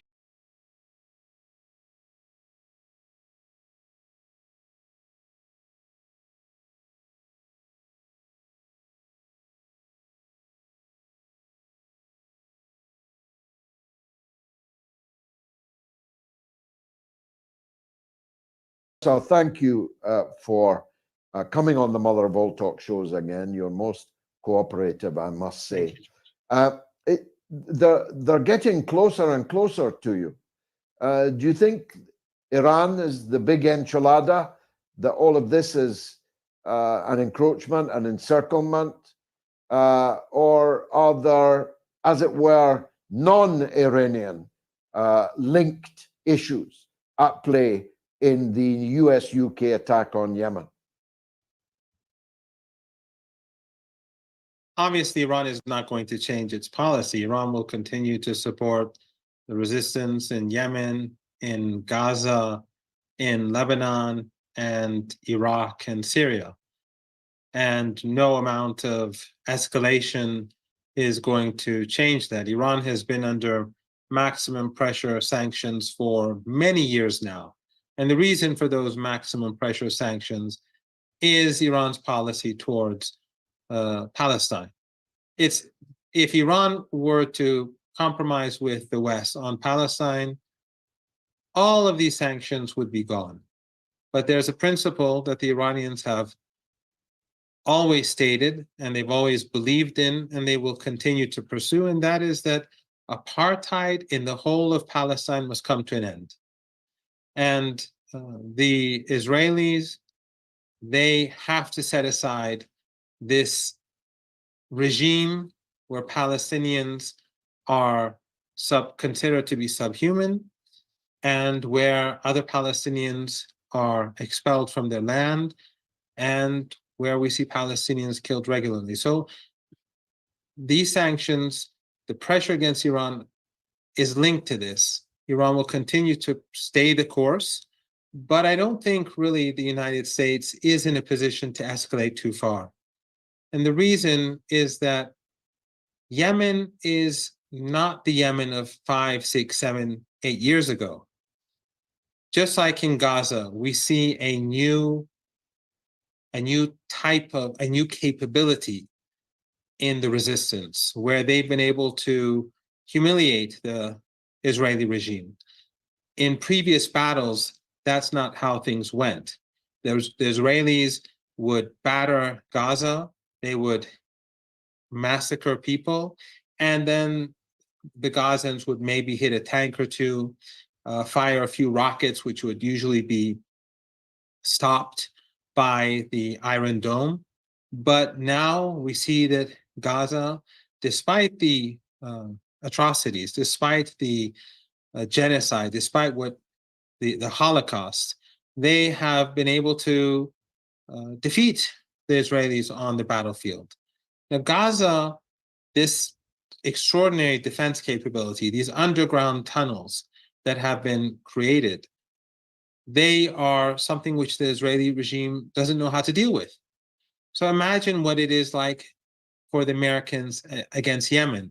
I've spoken to a couple of people who know a good deal about what's going on in Yemen, and they said that the American airstrikes had no impact on the defense capabilities of the Yemeni armed forces, or Ansarullah, or what the Americans like to call the Houthis, or Westerners call the Houthis. Ansarullah, or the Yemeni army defenses, are underground, and they are not accessible to the United States. They will come out, do what they need to do, and then go back to their many underground tunnels. And it is a huge country, a mountainous country, and it's no comparison. There's no comparison between Yemen and Gaza. And then, of course, there's Lebanon. The Israelis keep saying that they're going to take out Hezbollah, but they don't, because they know they cannot win a war there. So I find it highly unlikely that the Americans would expand the war all the way to the Persian Gulf. That won't happen, most probably. Of course, madmen can do anything, but I'm assuming they're not that mad, because the resistance would take a new form in Iraq. It would take a new form in Syria, and of course, all those countries that host American bases in the Persian Gulf region would be hostile, and all of their assets are right alongside the Persian Gulf coast. So I find it very hard to believe that the Americans would push it that far, especially as the war in Ukraine is still ongoing, and the tensions with China, especially after the elections in Taiwan, are probably not going to get any better. I think that, although I do believe that escalation, we are moving towards escalation, but I think the sort of escalation that you may have been alluding to in your question is further off. The attacks, though, were substantial. A lot of assets. The German Navy is arriving in the Red Sea. What could possibly go wrong? A German warship on the move into the Red Sea. The UK and US are all guns blazing, even though there's not a shred of legal cover for it, not even a rubber-stamped British Parliament vote, never mind international law. Do you think it's just for show then? Or how serious is the Biden-Sunak war on Yemen? Well, it could get very serious. First of all, I think we have to sort of go back a bit. When the Yemeni Navy warned ships not to go to Israeli ports, they would not target those ships unless they disobeyed. And they didn't sink any of those ships. They damaged them to force them to leave. No one was killed. And then the Americans went and massacred 10 young Yemeni sailors, because they don't care. They don't care about human life, just wiping out families. They're like the Israelis. These people don't matter. So but the Yemeni armed forces imposed a blockade on Israel because of the genocide, because of Gaza. It didn't begin before the war in Gaza. It began after the genocide was taking all those lives. If the Americans and the British are so upset or so concerned about international shipping, well, just 3 or 4 years ago, ships that were taking fuel to Syria were constantly being attacked by the Israeli regime in the Mediterranean. So why weren't the Americans or the British worried about international shipping and security and global trade when Syrian ships were being attacked, or Iranian ships taking fuel to Syria? So the issue is not international trade, because the Yemeni armed forces told everyone repeatedly that only ships that refuse to obey orders that are going to Israeli ports will be targeted. But now what the Americans have done because of the attack is that they forced the Yemeni armed forces to say that, okay, now American and British ships and those who are involved in the aggression and the violence in the Red Sea, those ships are no longer safe. So the Americans are pushing towards an escalation that will only get worse. And then if the Americans are humiliated and another ship is targeted, then they're going to have to escalate, at least in their warped worldview. They'll feel that they have to escalate, and then things will get out of control. This is something that I think you discussed from the beginning of the Gaza war, is that once war begins, as it expands, as it continues, it tends to expand. And then things happen which lead to reactions that cause escalation. And when things escalate, it becomes increasingly difficult to control the situation. So the Americans are pushing their luck. They're pushing the conflict towards a place where there may be major conflict in the Red Sea. And if that happens, I have no doubt that the Americans will fail. They cannot stop Yemen. Yemen has prepared itself for this. Why has Yemen prepared itself for this? Because for 7 years, the Saudis were bombing them day and night with American and British support. They've learned to build underground assets. They've learned to put everything in a safe place so that they cannot be bombed, because they've already experienced 7 years of airstrikes that were carried out with US support.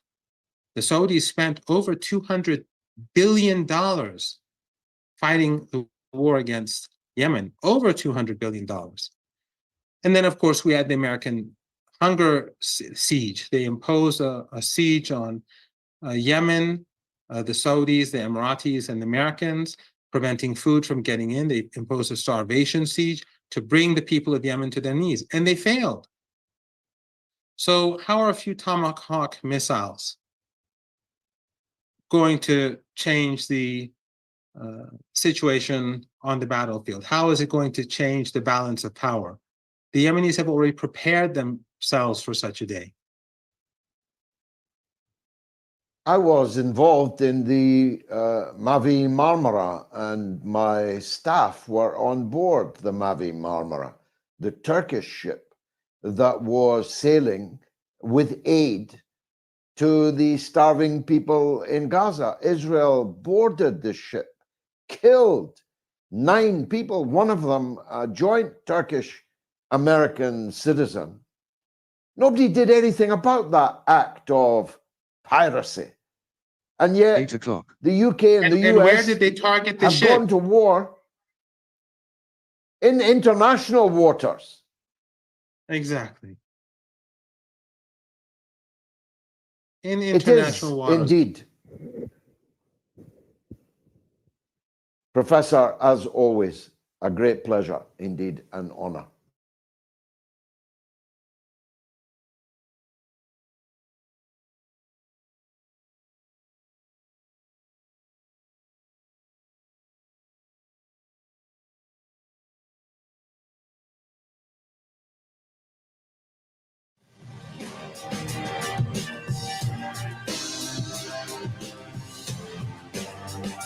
Event organizers say over 400,000 people took to the streets in Washington, D.C. this Saturday to demand an immediate ceasefire in Gaza as the war approached its 100th day.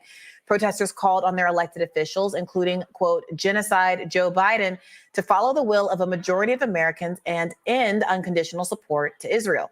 Demonstrators caught some conservative commentators' attention when they attacked a security fence outside the White House in the hours following the protest.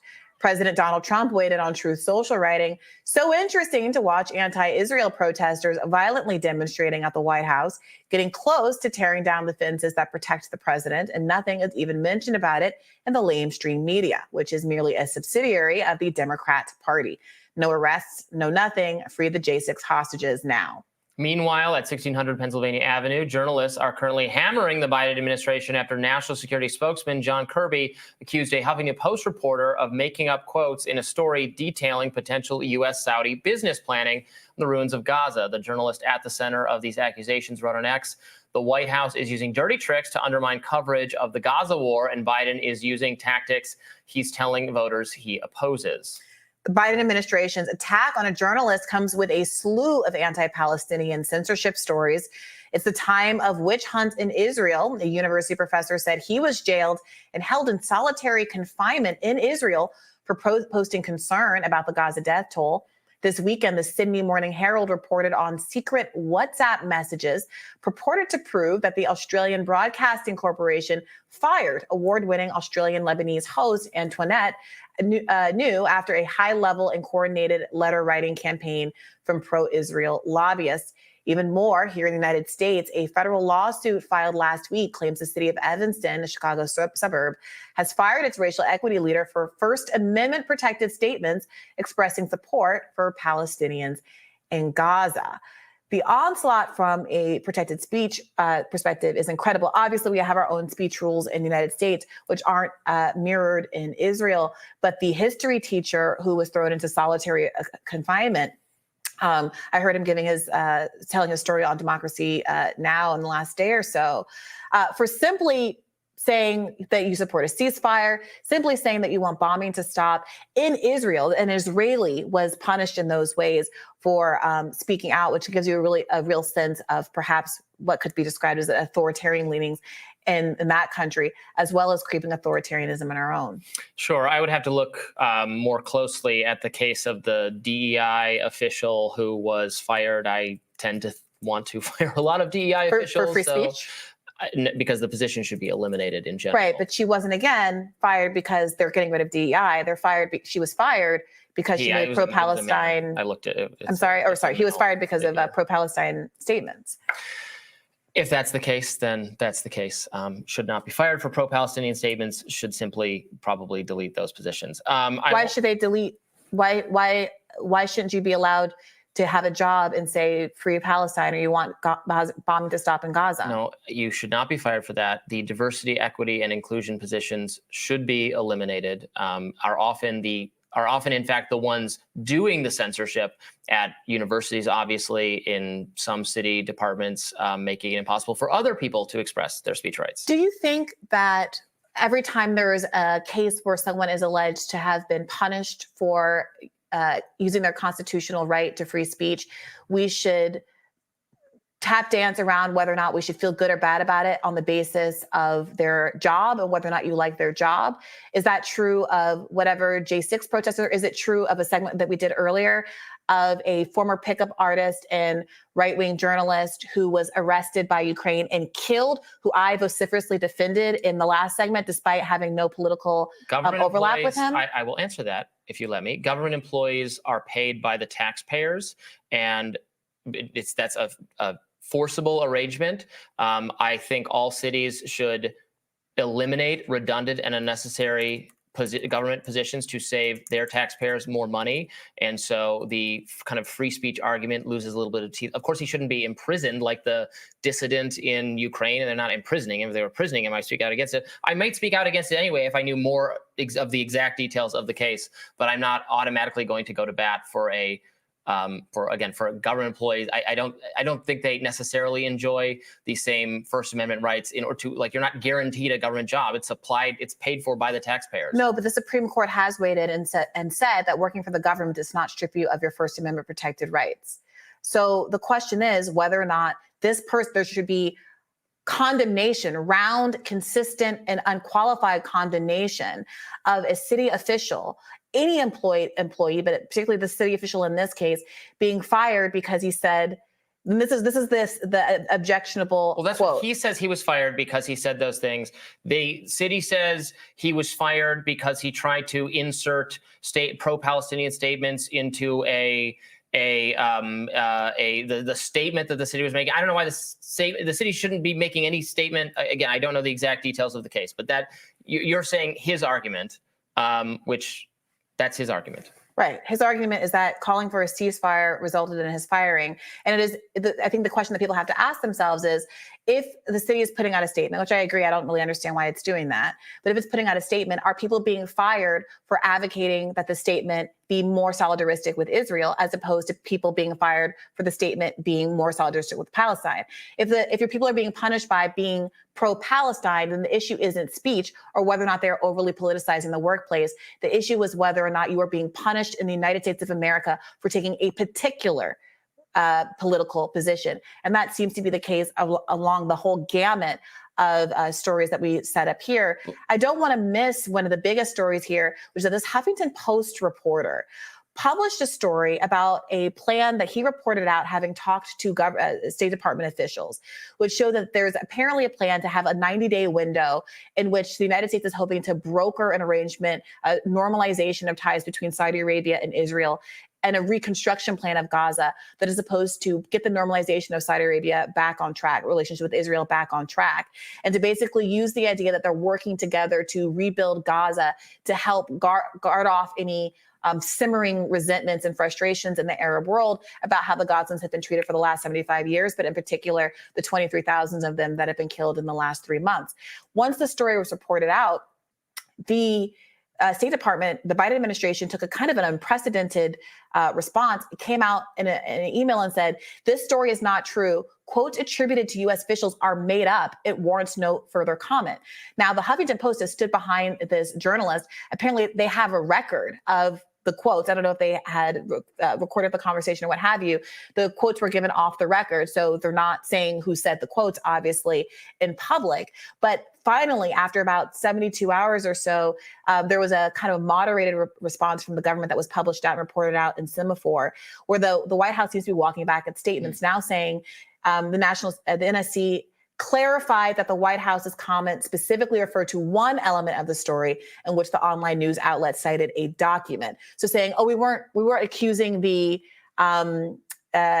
journalists of lying throughout, just in one narrow circumstance. But I think it does show the sensitivity around reporting out these issues and how journalists are under fire in the same way that Democrats claimed Donald Trump was putting journalists under fire, calling them liars and cheats and targeting them in this way. Now we're seeing the Biden administration lashing out when they see a story that they think paints them in an unfavorable light with respect to Israel. Before we go, I don't think we should miss commenting on the fact, Trump saying that pointing out the protesters trying to tear down a scaffolding, throwing things at the cops, no arrests being made. Is it fair to wonder whether there's a double standard at play? I'm sure the organizers of this protest won't be arrested and accused of fostering a terrorist event. Now, of course, I've criticized Trump in the past for, if freeing the J6 people meant so much to him, he could have done that while he was in office. But I think a lot of conservatives will say that there are different standards for the protesters depending on their political ideology. What should they be charged with? With the same thing, feuding with cops, the same way the people. I didn't see any allegations that there was any physicality with cops. I see things thrown at them. Oh, okay, so I saw people pulling out a gate. I didn't see any trespass, which is what people were charged with. I didn't see battery charges, which is what people on J6 were charged with. So again, if you can actually compare someone on J6 who was charged and arrested with shaking a gate and draw that comparison, I think that would be a fair comparison to make. But I, again, don't think we should minimize and misrepresent the very serious charges many J6 protesters were in fact charged and arrested for, and make superficial comparisons to just any other protest. Bottles, flags at the police officer. That's what the New York Post reports. All right. Well, decide for yourself, I guess, whether that's a double.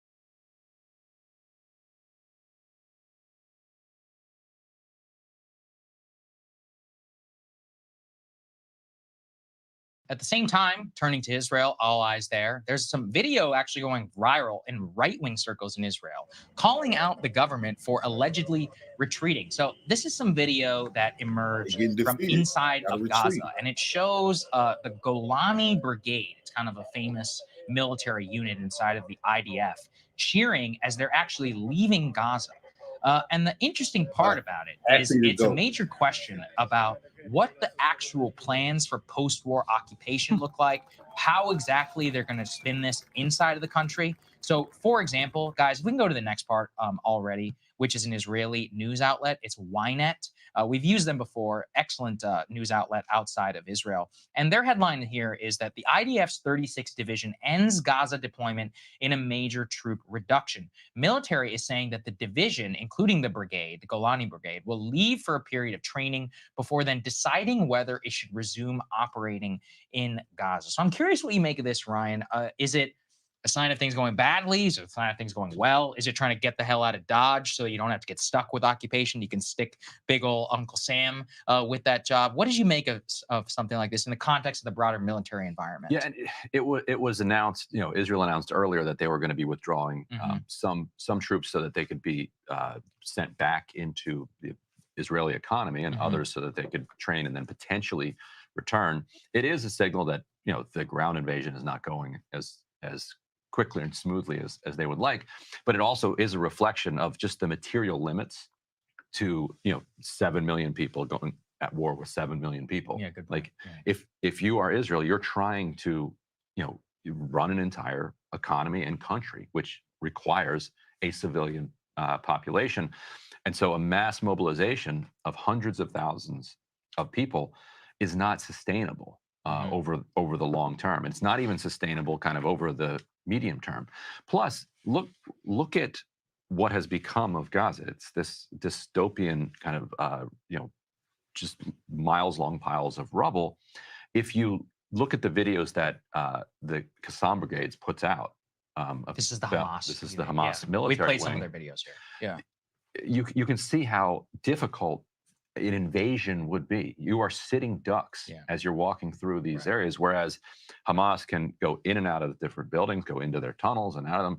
You can drop as many 2,000 bombs as you want on civilian populations, but if it only takes a couple of guys with an RPG against a tank or against a troop concentration, you're going to be taking losses that are unacceptable to the Israeli public and unsustainable to an Israeli economy. We found this, look, Battle of Mosul, Syrian Democratic Forces, Battle of, whatever their capital was. Fallujah. Fallujah, Ramadi. I mean, we've spoken, about this ad nauseum in terms of urban combat. You can see every video. The one that ISIS couldn't take from the Kurds. That's, I forget exactly. And that's the question for Netanyahu and the IDF and the Israeli people, as we're testing right here, is do you want that? Yeah. And does it make you safer? Yeah. So it's one thing for the United States to do that in Fallujah or Mosul.